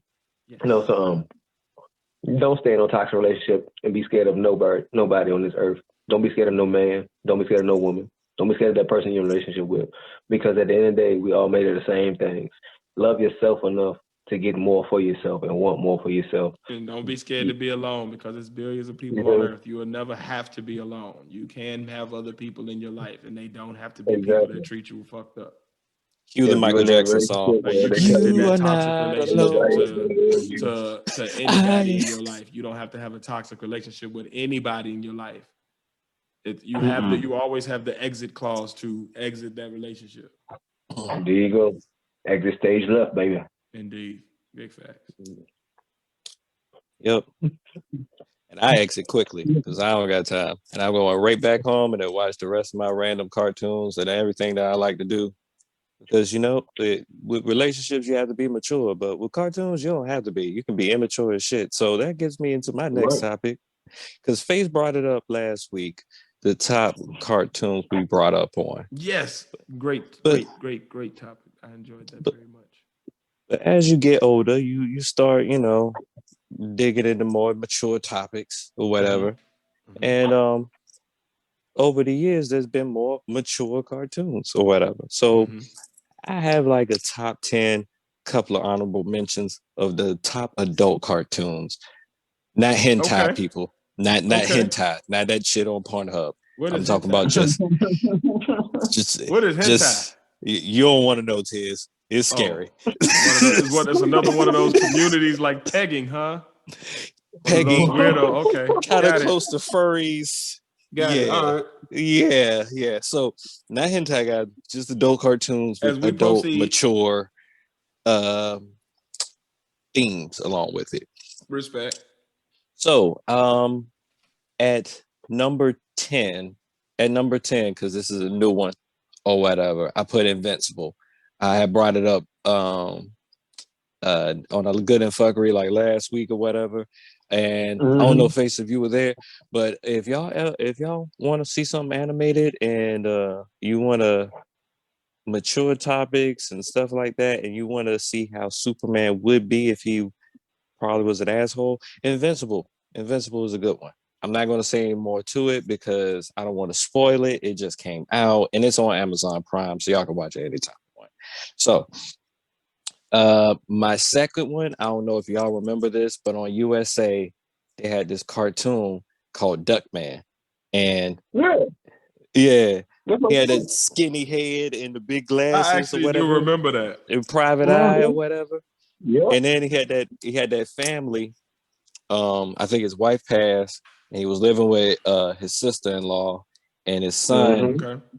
His son Ajax was this big, goofy Huey the Duck looking kid, and baby Huey looking. And he had a Siamese twin sons too, big fan or whatever. But then he had the pig sidekick that was always in a suit or whatever. He was pretty much solving the case, and Duckman had this big tail ego, whatever. But the show was hilarious, and I think that was a decent show. The guy that did The Critic, I think that guy did that. But I was gonna say, I hope you got The Critic on here somewhere. That was a good show. I was gonna bring that in there, but it's an honorable mention, so we'll get those in the way. Okay, I respect. All right, as long as The Critic gets just due.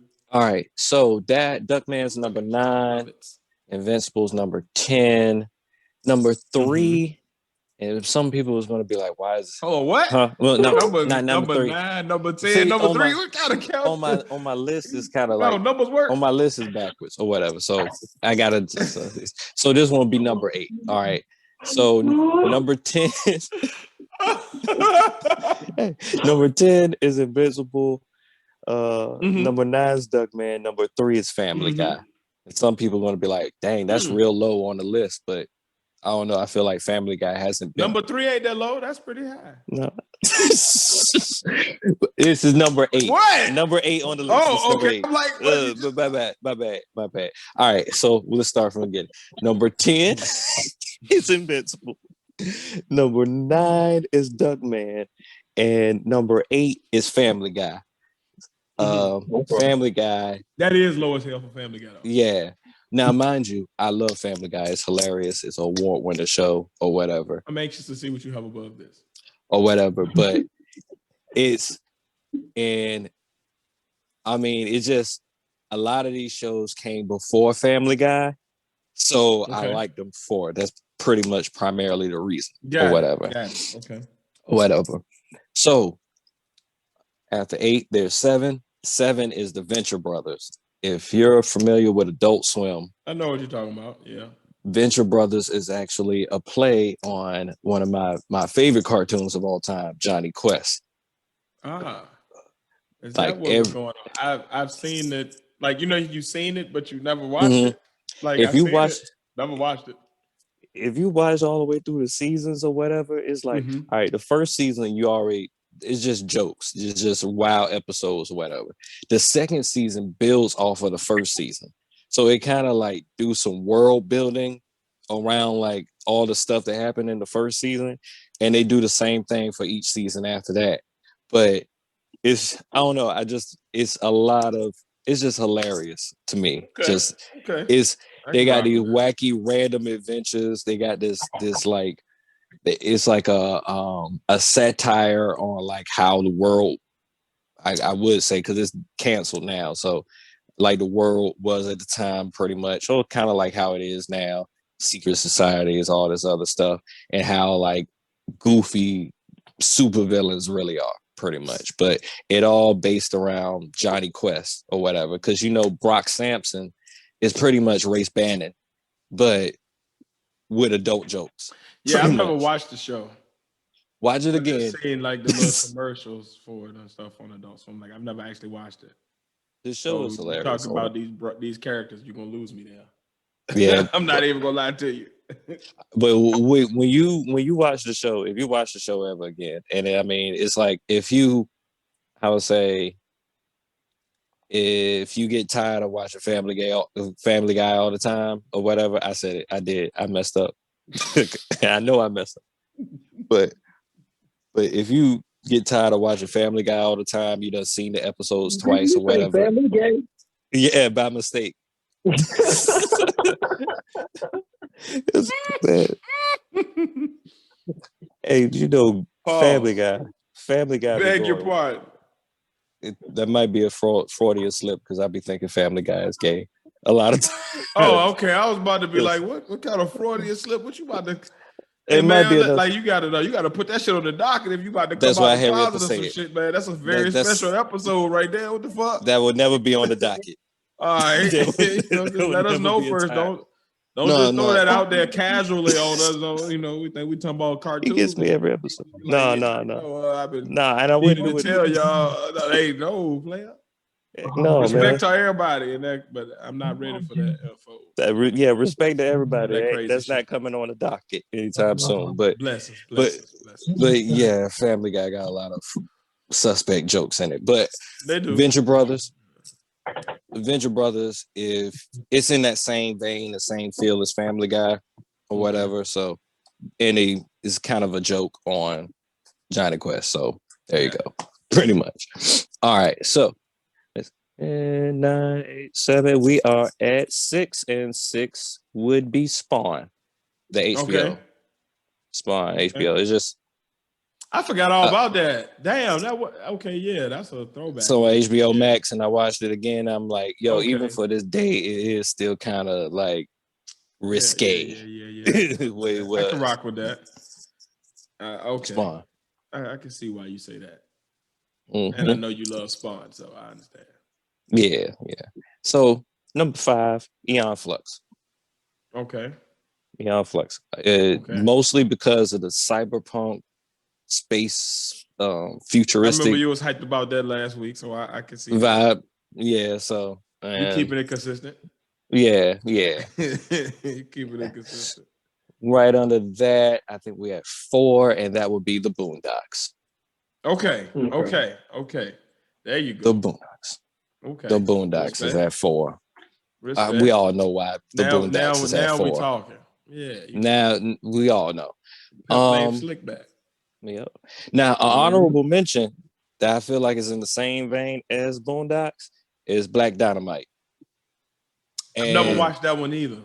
Yeah. I have no idea what that one what goes on with that. Yo, to be honest with you, I had to really think about that, because I really wanted to put Black Dynamite up there, but it's because I grew up with a lot of these other ones before Black Dynamite that I didn't put up there. But the episode with Michael Jackson, the episode with Richard Pryor, like they got an episode with Michael Jackson. Like, I don't want to spoil it because you haven't seen it yet, but Black Dynamite set in the 70s, so everything that's happening is like all the celebrities that pop up on the show is in the 70s. So you got young Michael Jackson, you got Richard Pryor when he was doing the stand-up at the Sunset, and Black Dynamite is trying to get Richard Pryor to his show, but he's getting into all this stuff or whatever, like bunch of Black Okay. Dynamite's fighting ninjas, the Might have Klan, to check that shit out. Richard Nixon. Yeah, it's hilarious, yo. And he's still pimping and has an orphanage. It's called a orphanage. Oh shit! All right, yeah. I Just like the I'll check hoes that shit taking out. care of the kids. It's hilarious. It is. Oh, and the dude, if as you watch the cartoon, it's a live action movie with Michael Jai White as Black Dynamite. Okay.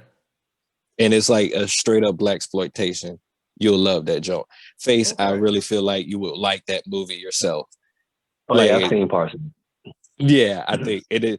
Bullhorn. Bullhorn is the dude that always like rhyming stuff.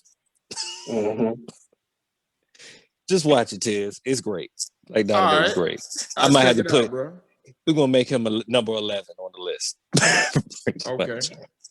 But all right. So after 4, we got 3, and 3 is Rick and Morty. Still not watched that, but I've heard great things. Rick and Morty is a mind fuck with a whole bunch of jokes. It's about Rick Sanchez, who's a drunk scientist. He's the smartest man in the universe. Everybody's after him in the universe. He has it's a multi-dimensional like coalition of different versions of him that don't like the main Rick Sanchez or whatever. Like, God, just talk about some intergalactic self-hate. Yeah, just imagine a whole coalition of Tizzes that's like, you know what, this particular Tiz, he has his own mindset, and I don't like it. More than one of me would be scary to me. Shit. I wouldn't want to see that. That would be kind of scary. Yeah. Let's take make myself on though. I like that challenge. That'd be fun. It would probably be a good movie. I would think so. This summer, Tiz versus Tiz.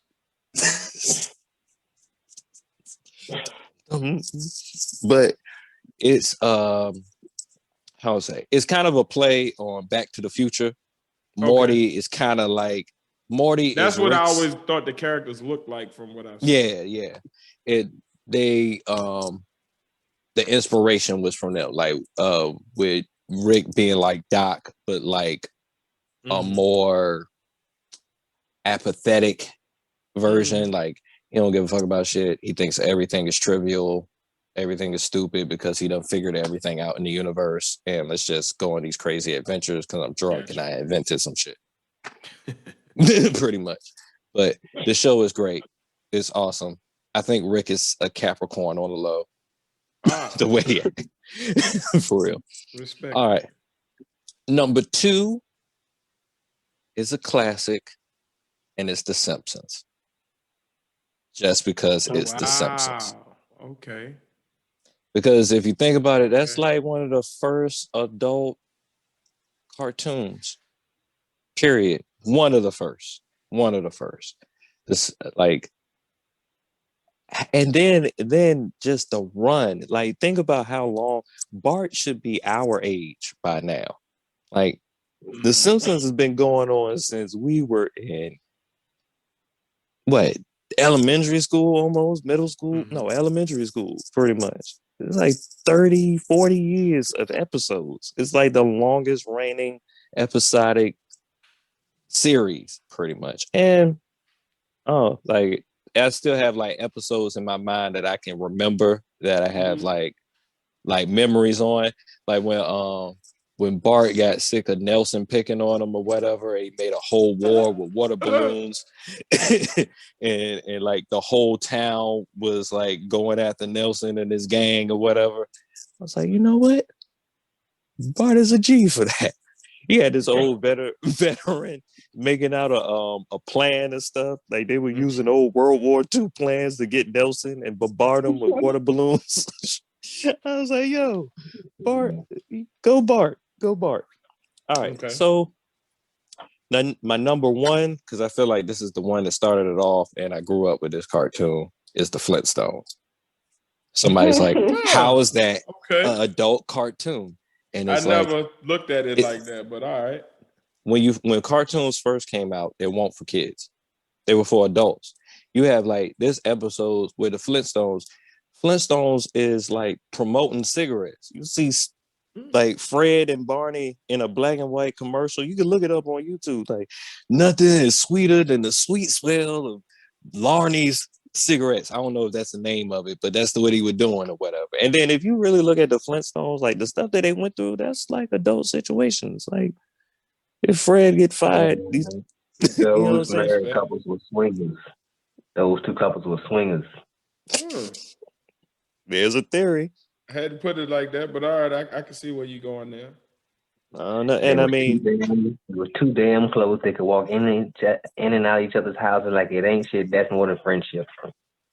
And their skirts were too short. That's real. And then Fred, he was in the Illuminati, the Royal Buffalo. Lodge. it's large, yo. They keep saying that Seth MacFarlane is gonna redo the Flintstones. Mm-hmm. I kind of have mixed feelings about that because I feel like if anybody was to do it, Seth MacFarlane would probably be the best one to do it since has a career of cartoon families, pretty much, or whatever. But at the same time, I kind of don't want Fred to be Peter. I just want Peter to be Peter, and that's it. I just want Fred to be angry Archie Bunker Fred that I've been knowing them to have. And what is up with this face thing right here? Like this big circle thing around his face. I know that's like, maybe that's his 5 o'clock shadow over his face, but he got this whole other section, this muzzle on his face where his nose and mouth is, Fred the Flintstones. And it, as a person that draw, that always creeped me out. But my honorable mentions was like Futurama, South Park, Okay. Big Mouth, Beavis and Butthead. Damn, man, that's crazy. Robot Chicken, Ren and Stimpy. I'm gonna also put in Rocko's Modern Life because they had that episode where they had nudists in the backyard or whatever. Yes, Squidbillies, King of the Hill, and I don't know if y'all were familiar with Drawn Together, but that was yeah, that was there. And in some cases, regular show with the bird and the raccoon. That's on. I like it comes to add on in Adventure Time and shit. I like to add in BoJack Horseman. Oh yeah. Yes. BoJack Horseman. Yeah, I like to actually give my top 10. I noticed that a lot of my top 10 is in your honorable mention. So I definitely see where we diverge on taste here. But at number 10, I got Bob's Burgers. Oh, yes, that's a good Very underrated and often forgotten show because it's on that Fox lineup that often gets overlooked on Sunday nights. It was a classic. Along with number 9, American Dad.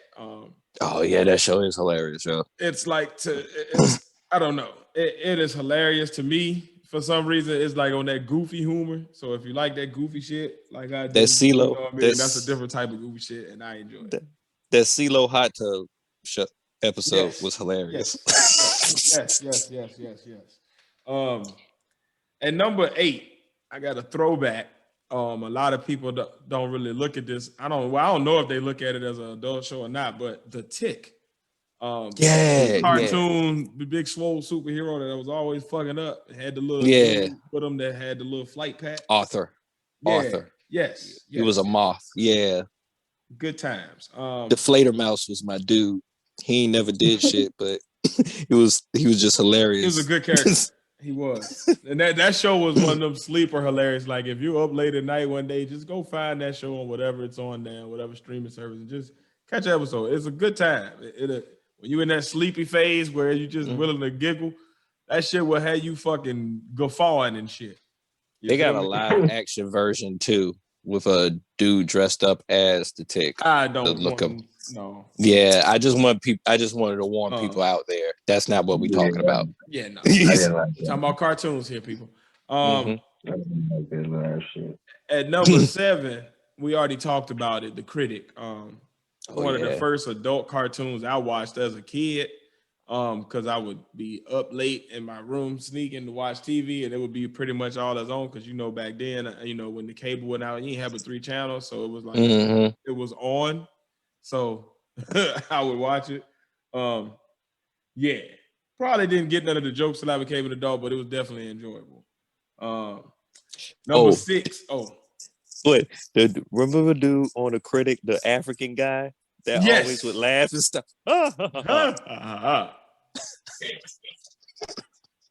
You remind me of the smiling African drummer on the Get Him to the Greek movie. But oh man, yeah, number 6, Ren and Stimpy.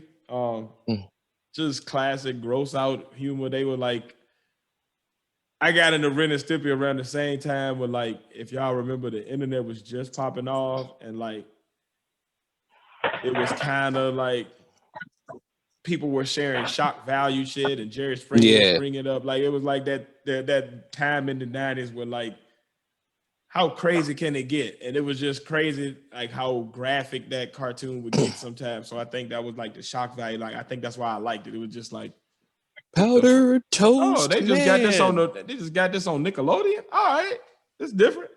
What is up with powdered toast, man? I don't know what was up with a lot of that damn show. They had the random bison. Oh yeah, all of that shit was just crazy. They re-released it and made like a more provocative version too. So oh my, I can only imagine how much crazier it got then, because it was already kind of out there for children out people, and so you knew it was for the good adults. Yeah.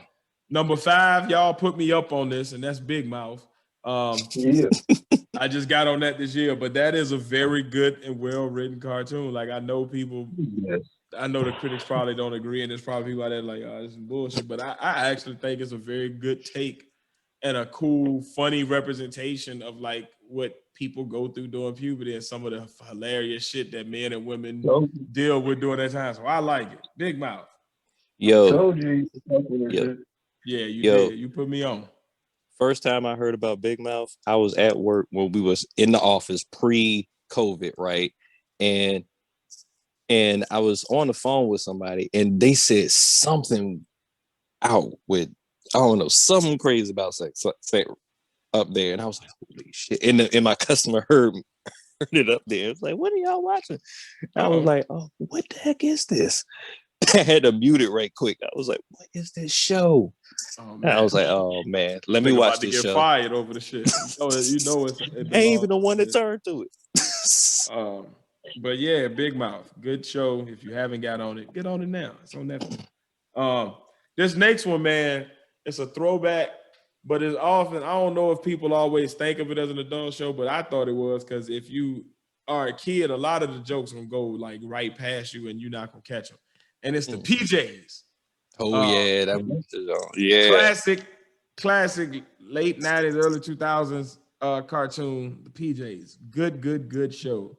Eddie Murphy did his thing with that one, and it's slept on as just a cartoon, period. Like, people don't give it credit for being a really well-written show. It's a good damn show. Go see the PJs, nigga. Didn't you have that DVD face? I think you had like a DVD. I wouldn't be surprised. I would not. I thought so. Number 3, one of my favorite cartoons ever, and one of the favorite moments on a cartoon. That's not my purse. King of the Hill. That show is fucking hilarious to me. Like, it's one of the Boom first. Howard.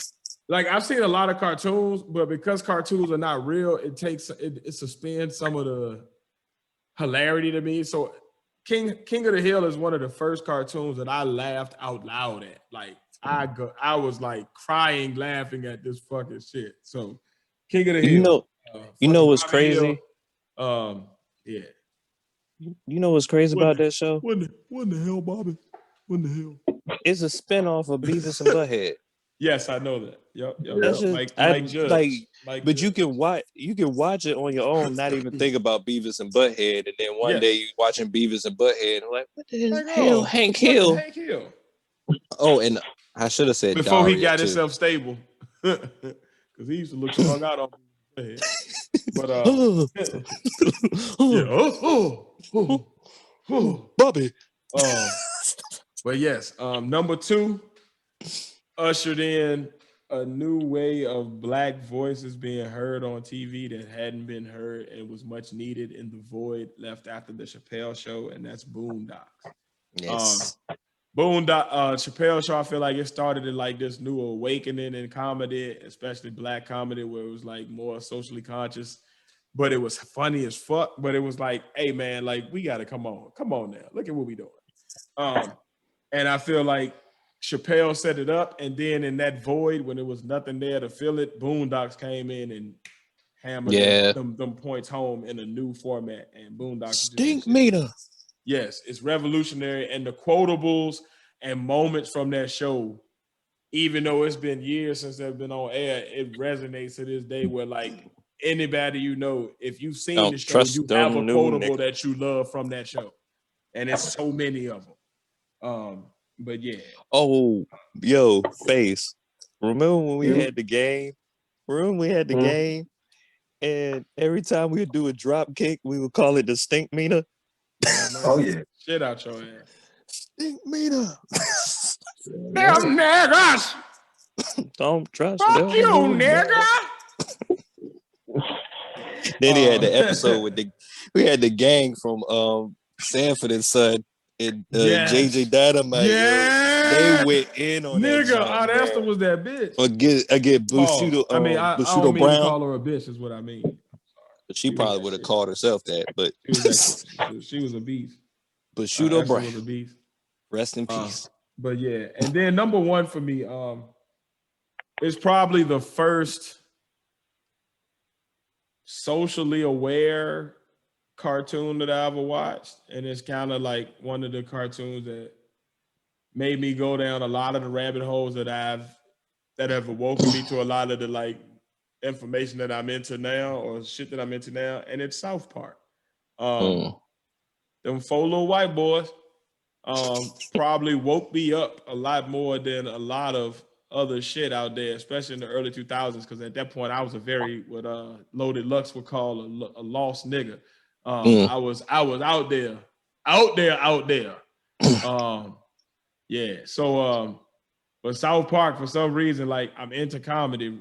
That's probably my favorite genre of any type of artistic medium is comedy. So it made me laugh, but in laughing, it would bring up different points about society that made me want to research and go down other avenues. And those avenues led me to a lot of the knowledge of self and knowledge of the world around me that I have now. So like South Park is a classic and it's still around, and they still pumping out new episodes that's still giving relevant social commentary on the shit that's going on around us. And they do it in a funny ass way. The shit is fucking hilarious to me. I love it. Cartman is my favorite dude on there. Because then the asshole, he's the one that points out the most fucked up shit about the world and how dumb shit is. But yeah, I love it, man. South Park. So that's my top Rest in 10. peace. But yeah, man. Rest in peace, Kenny, every single day. Every day. Every day. Except for one episode. He lived through one of them. Oh, yeah, he did. I think my favorite episode is the first episode to this day where they had dealt with those aliens. And the cows, like that was just because that it made me laugh so hard that it just like, you know what? I'm gonna keep watching. They need to bring back Chef, man. I miss Chef. He was a good character on that show. Oh yeah, Chef. You can find somebody that does Isaac Hayes impersonations that can do that voice. Oh yeah, rest in peace, Isaac Hayes. Yeah. All right, did I mention Daria also?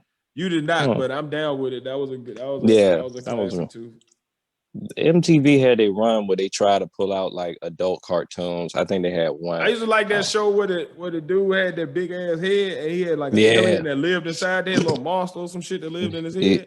The head, yep. That's it. That show was a good cartoon too. Then they had this series called MTV Oddities, and sometimes they would have like different just random weird shit. It was like the Twilight Zone of cartoons. like a sketch show of adult cartoons and stuff. Big facts. Big facts. Big facts. Face, you got any? You that's all my shit. you say we took all yours? Damn right. Took all my shit. Great minds think alike. I can't even think of no other damn adult cartoon.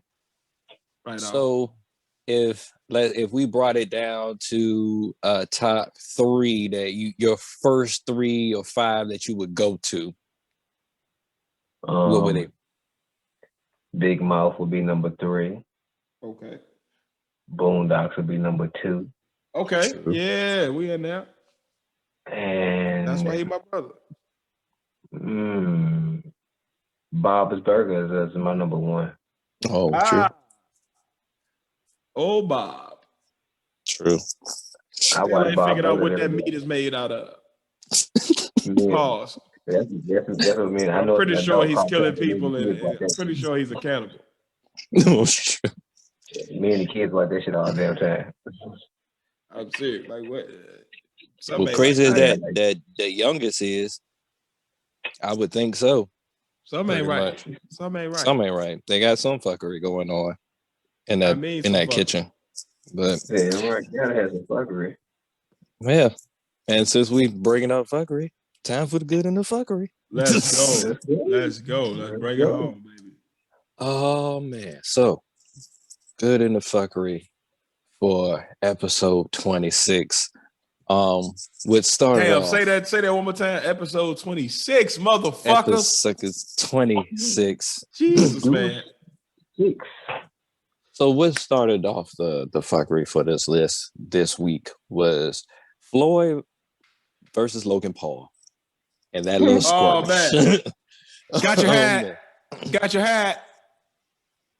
For the love of me, I swear to God, yo, I don't really mess with Logan Paul, but at the same time, he puts on a good show, man. I ain't gonna lie, like it's a mess. He like if you really that boy brother took an ass. Jake Paul took an ass whooping just to promote this fight.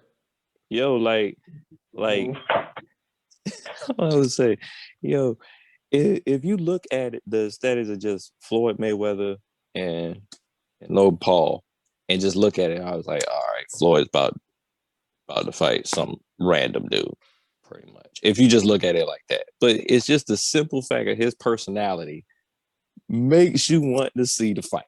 Oh yeah. Just now, what I will say though is Floyd better be careful because Logan Paul is a big motherfucker compared to him. Like he's definitely going into a weight class he ain't never been in before. So he better be taking this shit seriously on the training side, as I'm sure he will, because he's known for his training, but he can't be in there halfway pants. He gonna have to be super sharp because if he get caught by one of them bullshit punches, that shit will take his ass the fuck up out of there. And Logan Paul, he gonna do the same shit he been doing every fight. Jab cross, jab cross, jab cross, jab cross, jab cross. He done hit everybody with, or jab overhand right. He done hit everybody with that same punch. So like Floyd just got to make sure he don't get caught out there by one of them mollywops, because yeah, I mean, it would probably be easier for him to read it. I mean, especially if he do the same thing over and over again, unless he decides he wants to switch Floyd up. Just dancing on this nigga and embarrassing him real bad like he did to Conor McGregor. I'm not worried, man. Floyd when it gets Big Show. I'm not worried. I'm joking, y'all. Man, you get the hell up out of here. I'm joking. But yeah, that started it off. Big, man, the fuck? Hell no. And I love we wrestling fans, but man, get the fuck out of here. Floyd ain't Bow Wow. I'm still trying to get an update from that, man. Because WrestleMania. Yeah, whatever happened with that? When he supposed to get I ain't heard nothing from him yet, man. We seen Shaq go through a table, but I ain't seen him go through no tables. And they usually, like, after WrestleMania, that's like the start of the new season for wrestling. Yeah, the new cycle. He better get in where he fit in before he get lost in the storyline and they have his ass being the 24/7 champion and get beat up in parking lots. Like R-Truth. Yeah, for real, why you bullshit? Like Bad Bunny must have took his spot. He's the butt of enough jokes. He don't need to be no more. He need to make sure he get in on a good storyline where he can be amplified some kind of way. Some kind of way. He be like Krillin. They treat him like the new Hornswoggle. Ain't gonna happen. Oh man. Oh man. It's gonna be the new doink. Or Dink. Come on, Shad. Come on. That nigga gonna come out, Shad the Giant. Negro, please. With the Napoleon complex. He gonna come over with the outfit that Andre the Giant had on. And make him fight Brock Lesnar his first fight, please. Oh, the Braun Strowman. And tell Brock Lesnar to do that shit strong style. Man, Roman Reigns spears him. If Edge spears him. If Goldberg spears him. Man, if anybody spears him. I was gonna say, nigga, if Eric Bischoff spears him, that shit is a wrap. The fuck? What are we talking about here? If Vince McMahon spears him, we are not talking about a man-sized man. We are talking about a very petite young man. God bless him, but he is in the field of giants as a small person. And he's also gonna also audition to be Krillin in the live action. I'm joking, y'all. I'm playing. All right. But yeah, said Krillin. Hell no. But speaking of which, Akira Toriyama said there's going to be a new Dragon Ball Z movie, 2022. Yeah, 2022. I gotta watch how. Yeah, like cartoon movie. Like an animated movie. Like the last one. The last one was Dragon Ball Super Broly or whatever. They redid Broly so it can fit in the new into the canon. The canon, pretty much, and it was great. Matter of fact, I actually had to play it on the TV, but it's going in the whole time. Like, Let's get it. So they said it's going to have a new aesthetic to it. So, all right, then don't go fucking up a good thing. No, I mean I think they're going to just experiment with more known artists as far as like. That's been doing anime movies pretty much. Okay. So yeah, the people they're going to get is going to be professionals. Just like with the Broly movie. The Broly movie looked different from the style of Dragon Ball Super. It's just the look that I'm talking about or whatever, or how they animated the faces and everything pretty much. So with that movie dropping, we also had the trailer come out for Venom 2. Let there be carnage. I can't even say his name. I'm with Carnage. I want to see some Carnage. I want to see how they do that on the live, on the big screen. Yeah. And I think Woody Harrelson. I think Woody Harrelson as Cletus Cassidy. I think it fits. That should be interesting. I like Woody Harrelson as an actor too. He's pretty decent. I think that fits very well, pretty much. So I'm intrigued. They got my attention. So, I didn't really care for the first Venom movie. I'm gonna be honest. But I didn't either. I just watched it for the sake of actually seeing Venom. This incarnation of Carnage though got me intrigued. I'd like to see how it's portrayed. For sure. And then it was one scene in Venom that they actually took out of the comic book. So I just wanted to see how they did that too. Whatever. Right on. When you talk about I'll eat your spleen in this, and all that other stuff. When Venom was talking, when he was fighting the robbers or whatever, that was actually from the comic book or whatever. So I did not know that. Yeah, I'll be looking for the Easter eggs. That's all, pretty much, as they call them. But there's a theory out there.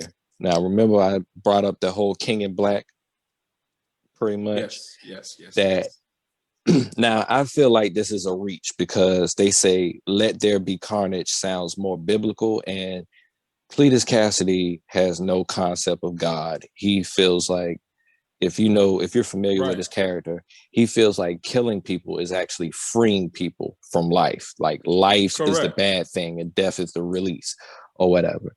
So basing it off of the event that happened before King in Black, which was absolute carnage, they're making it seem like he's like, you know how serial killers, like there's some serial killers, they'll say that God made them do it or whatever. They're saying that depending on how they write it, they may have him say, act like God is making them do it, but the God that they're talking about is null. I don't want that. So, but they talking about Noel, the King of Black. They're introducing him into it, but I don't know. Just not in that necessarily that way. That's all. Yeah, I don't. I feel like I want to wait until we put them into the Marvel Cinematic Universe for Noel, because Noel is a Thanos. He's actually bigger than Thanos. Gotcha. You know what I'm saying? So that's pretty much how I feel about that. I can respect. So, crazy shit I seen up there that I don't know if this is good or fuckery, but it looks more like fuckery. The British Royal Marines they started practicing storming ships at sea with jetpacks. Like jetpacks, like coming from one street with a jetpack, like they the Rocketeer and storming. Man, they gonna get shot the fuck out of the air so fast. Man, what the fuck? You don't get your little ass. You like a mosquito to a fucking.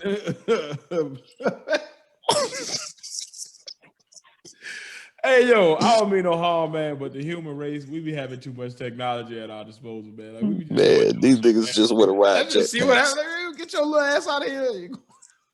I want a jetpack. I can't wait to become They ain't even got to commercial. take out the 50 calibers for that, man. They gonna have people on the deck of the ship just sharpshooting your ass out of the sky, blowing you the fuck up. It's gonna be like a video game. And they're gonna be throwing harpoons. Y'all ever play Angry Birds and they got the little pig that fly off the top sometimes and try to parachute down? That's gonna be how them niggas look out there. Be like Duck Hunt. Like hell no. Instead it'll be a shark instead of that dog. Little shark pop up. Lunch. Eating you. Nigga, shit. But I thought that was we be doing too much as humans, man. I thought it was kind of funny. I thought it was kind of funny and kind of cool. So I just want a jetpack. I just can't wait till they become commercial. Yeah, I'll take one for leisure. Yeah. Some good, a little bit of good Black excellence for y'all, right quick. Darren E. Bryant, youngest Black mayor in Illinois history, 29 years old, and he's the mayor of Village of Robbins in Illinois. So clap it up for Black excellence. Yeah. Let's go. Saw that and I had to share. So, we need more of that. Let's get in these local governments, people. So, next thing's coming up. J. Cole's coming out with a new album on May 14th, finally, the off season, and he's also one of two imports signing by the Rwanda's Patriots BBC. So is this like an exhibition or is this for real? Like I think this is for real. He's joining. He's joining with like another NC State star, Brandon Costner. Said the first appearance is on Sunday against Nigeria, and he got a chance to do pretty good. He can actually hoop really well. So yeah, that's what I heard too. Like I've seen a couple of scenes. Yeah, like, I think he hooped in college or something like that. So yeah, I can see all enough for it for sure. Good damn promotion for your album, goddamn it! You want to go international, boy? That's a good way to do it. Yeah, now we cross promotion. We can look at you on the TV while we listen to what you did on the off season. Literally, respect. Indeed. Oh damn! Hell yeah! Good tie-in. I hadn't even put that together, but yep. Yeah, I think he's learning these entendres from Hove and then elevating them to a whole nother level here. I mean, that's pretty much. All right. I like it. Some fuckery. Serena Williams, what are you doing with your face? What? What are you doing with your face? Queen Serena, what did you do, love? What did they do to you to make you feel that this was necessary? None of them. But like this the shit I mean. Like we do that toxic shit to people that we care about. And instead of critiquing her on her tennis game or whatever it is she does publicly and professionally, we want to critique her on her looks. And now you got her out here modifying her looks in a way, and now we want to clown her for that. Like, I feel like maybe if we build her up, she'd feel good about herself, and she wouldn't feel like this is even a step that was necessary. I don't know if it could have been a camera mistake. I know sometimes that'd be the case that come out later. It might be the new light or something like that. Right, but whatever it was, it definitely. I'm hoping this is all just clickbait. Come on, Queen. Come on, Queen. I'm just hoping it's all clickbait, but it does look like she had like her nose done or something like that. What did we do to you, yo? What did we do to you? And not, to tell you the truth, I feel like the black community has been supporting her or whatever. I feel like the where she's at, like, you know how that old saying, once you go up the ladder, the less of our faces or whatever we see or whatever. I kind of now I'm not sure. Billionaire dude or something like that too. I'm not now.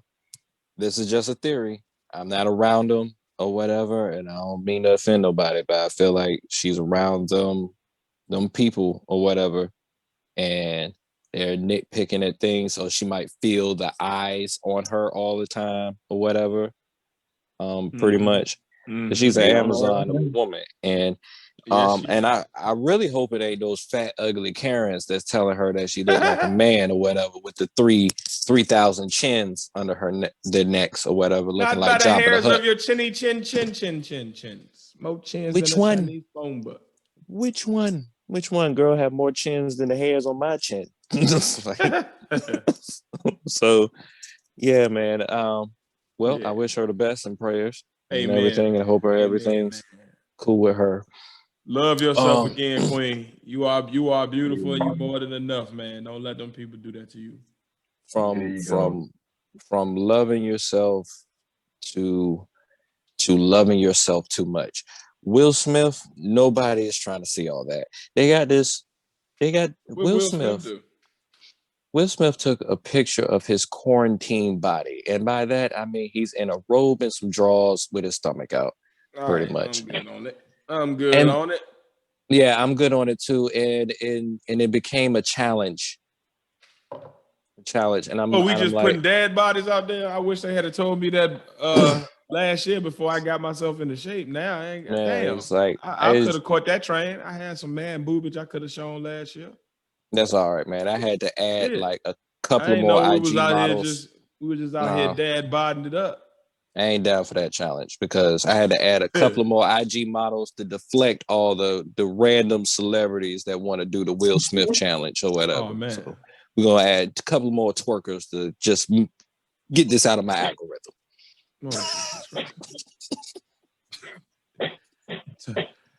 Pat gonna be looking for titties on his timeline again. They not hard to find. Not hard to find. Oh man. So what else I got left? Oh yeah, this gas shortage, man. Like this. Yeah. What is all right? So I ain't gonna lie, man. Sometimes I be taking breaks from the news just to clear my brain and not be so bogged down by negativity. What is happening right now that's causing this? Like, what's happening? I'm seeing people kind of jump off the rails with a lot of shit. What's going on? All I know is the news said it was a gas shortage. I got a text from a couple of people that said it's a gas shortage. Hold on, somebody, somebody. I was reading on the shit the other day. Somebody, from what I read, somebody hacked into one of the pipeline computers and some shit. So it's gonna take a few days to get everything back online. Then I read another article says a shortage on drivers. So ain't nobody delivering gas in a certain amount of time, so it's a shortage on drivers. So it could be a combination of both, or it could be bad media. You never know. But I know it's definitely a shortage in some parts of Virginia, like the down like further past where I live at, down there, Sacs County and Charlotte County, stuff like that. Down Route 360, they've been having a shortage of all gas on all them gas stations. Oh, damn. So I know everybody. Yeah, I seen a bunch of lines out there today, so I definitely knew it was going down crazy. Yeah, that shit is news. So of course everybody panicking and shit. You hear me? Everybody gonna panic if they try to fill up everything. They gonna have gas stations that's gonna raise the price of gas just so they can eat up on them, and profit from it.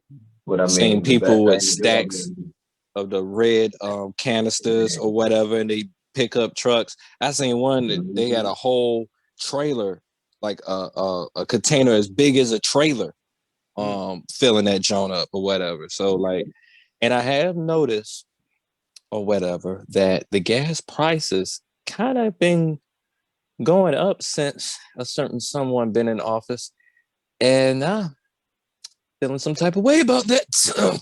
Oh man, Yeah, yeah, that's just yeah, the yeah. time. That's just Just the same. Same slowly, shit happens every gradually. time the Yeah, every gas time we prices. change presidents, yeah. Gas prices are cyclic, man.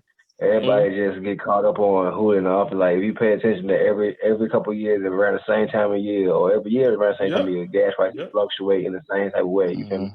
It's just under certain economic structures or economic strains that it fluctuates in the same manner, but it hits an extreme or hits a height. So back a couple of years ago when it fluctuated up to like $4 or $5 in certain areas where it's normally fluctuated up to like $2 or $3. And that was during the same time when the economy was at like a real low. Yeah, So they was charging more for gas.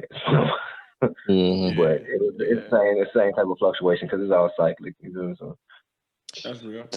Here's a theory for you. Now, I'm just throwing this out there just to feel some type of way because I feel like sometimes the 1% may have this little bit of a power, but all right, it just seems so random that all of a sudden we have a gas shortage. Just and then instantly it just clicked like that. So do you think this is like some kind of move just to push gas prices or something like that at Not all? really, because they can't sustain it. Because if you saw how people acted during the recession when gas prices was like $5, $6 everywhere, like people was losing their fucking mind and they had to get them shits back down. Because Mm. like when you people will deal with a certain amount of shit as long as it doesn't affect them in their home.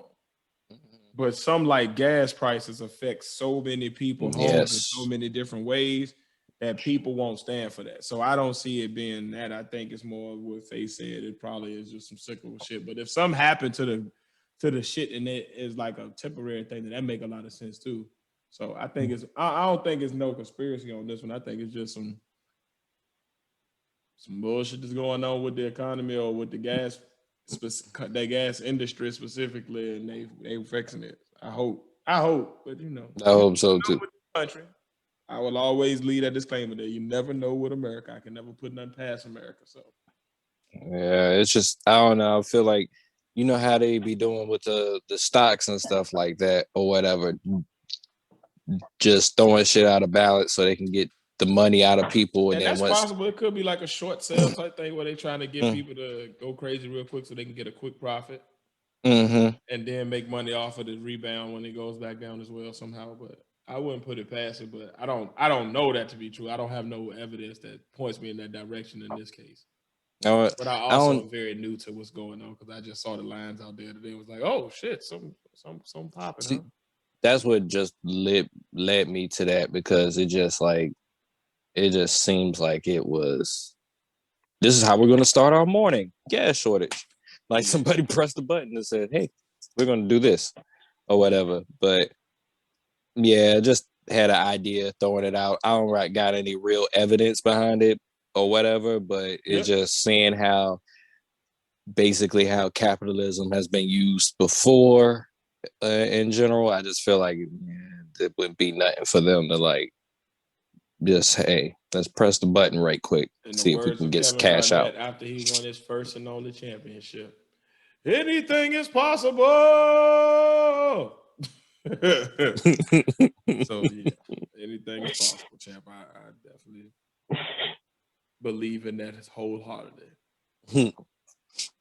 But yep, that's been a good fuckery for this week, man. Right on, man. Kind of a calm week, but we had a That's a little good couple of that jokes. can be a good thing. No, it's The a good Yeah, less thing. fuckery, the better sometimes. So that's Yes, not a bad thing. definitely. good balance. Good Indeed, man. balance. What ain't no fuckery though is supporting black businesses, as you know we Yeah, always do. yeah, So, yeah. anybody have any particular ones they want to support this week that are new? No, I ain't got nothing now. Right on. Then let's go back through some of them that we've already highlighted.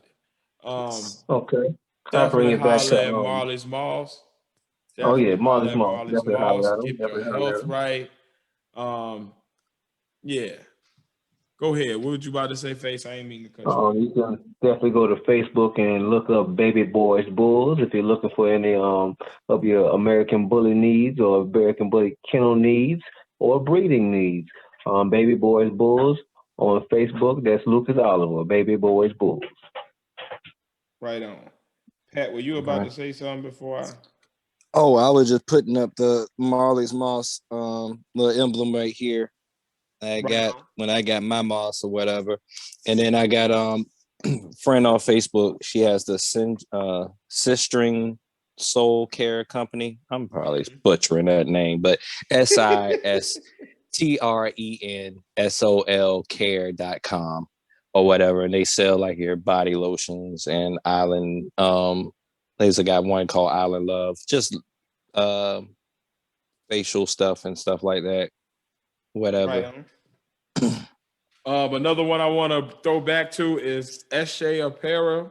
That's ESHE apparel.co. It's at /esheapparel.store or Eshe Apparel Experiences at gmail.com. You can find them on IG at esheapparel.co. Cool clothing line by a young lady that me and my wife have mentored over the years. She's pretty much like an adopted daughter to us at this point. But support her if you can. Support her if you can.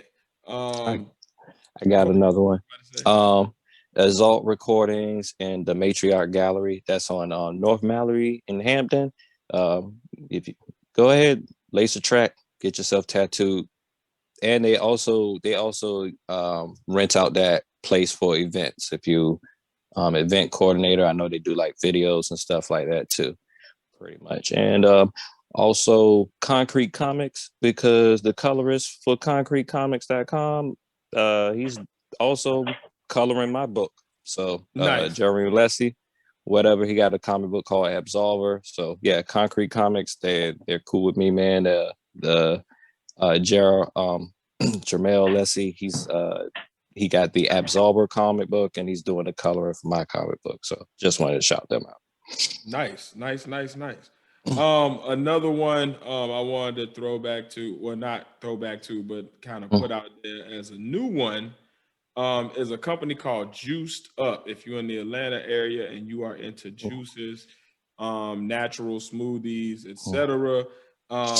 Yes, Juiced Up. There you can find them at juicedupbar.com. Black owned, all natural, all organic fruits and vegetables used in their products, and sea moss is in it. I mean, it's just, and they taste amazing. I had one of their smoothies the other day.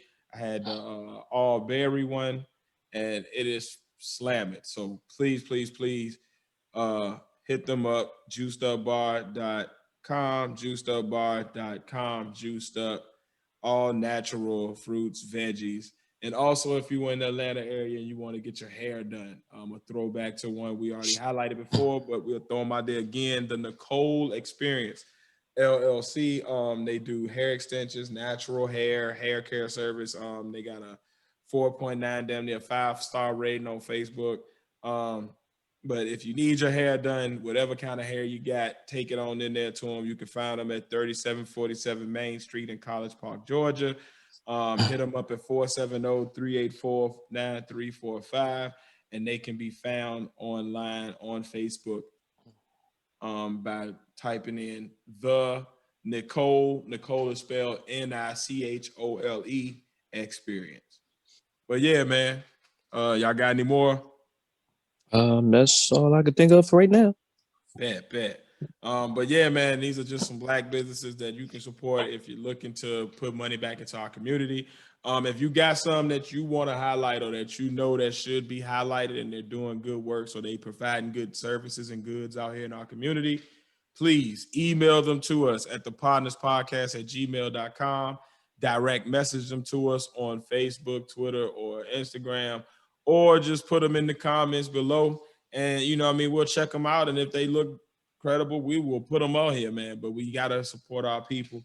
We got to keep our dollar circulating in our community longer than the few minutes that it does, because that's going to be one of the keys to us actually building our people up, man. So support Black businesses, support Black businesses. You don't have to be Black to support Black businesses. So whatever race you are, We are a community that needs economic empowerment. So please spend your money with us. We got a lot of good services that have been overlooked over the years. So check us out. And as always, another Black business that we definitely don't want you to overlook. Face, tell them how they can get down with the merch, man, if they want to support us in that way. Once again, you can always visit us at teespring.com/stores/Podnas-closet-1.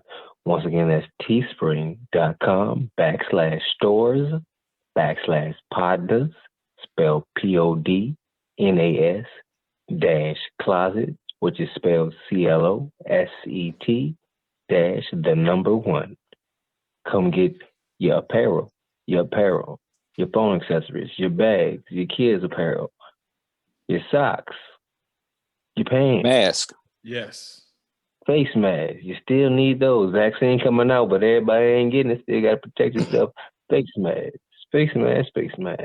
Indeed, man. Rep the Pod Squad while you're drinking your coffee or just looking fly out in the streets, man. Get our merch, man. If you want to support another way financially, always feel free to Cash App us if you want to. And that's at $Podnatiz1. That's PODNATIZ1. Or you can always support by going to buymeacoffee.com where you can donate as little as $1 to our cause and to our growing channel. Also, you can become a member on buymeacoffee.com or Patreon for as little as $5, where you get exclusive content, content that nobody else gets to see, unedited episodes of every one of our podcasts. You get access to our Discord. You get access directly to us where you can give us your feedback and tell us what you want to see. You get moderator access for our YouTube chat. So yeah, there's a bunch of different perks you can get for being a member. If you're on Patreon, you even get free merch drops periodically for your membership. So if you want to financially support us, those are ways that you can do so. But as always, the best way you can support us, the easiest thing you can do to help us continue our dream and continue our movement of having these conversations weekly is by just clicking that like button, clicking that share button, and subscribing. If you stuck around this long to get through our content, then something kept you here. So go ahead and leave us a like, subscribe, and get this content on the regular. Don't miss it. Click the notification bell so that you know whenever we drop content, because we are very random. We have our podcast that is pretty stable, but we can drop a random short or a random piece of commentary or just a random whatever at any time. So make sure you're always up on the latest content we got out by hitting that notification bell. And one of the most fun ways that we want you to support is by commenting. Let us know your thoughts. You've heard our thoughts, so let us know yours. You disagree, you agree. Let us know you feel us. Let us know, hey, I didn't think that you were right on this, and tell us why. We're willing to have the conversation, and we like to have the conversation. So comment. And if you want to get with us outside of the podcast format, where you want to have conversations with us about just random stuff or whatever's going on in the day, or you just want to say what's up, how can they get in touch with us outside of the podcast, Brother Pat? @THEPODNAS, and that's for the Instagram and the Twitter. And you can just basically search Facebook for The Podnas, and we'll pop up. Tiz, Face, Pat are the Podnas. You go ahead, hit us up there. If you have any videos or content we want us to comment on, go ahead, send us to it. Bring it to us.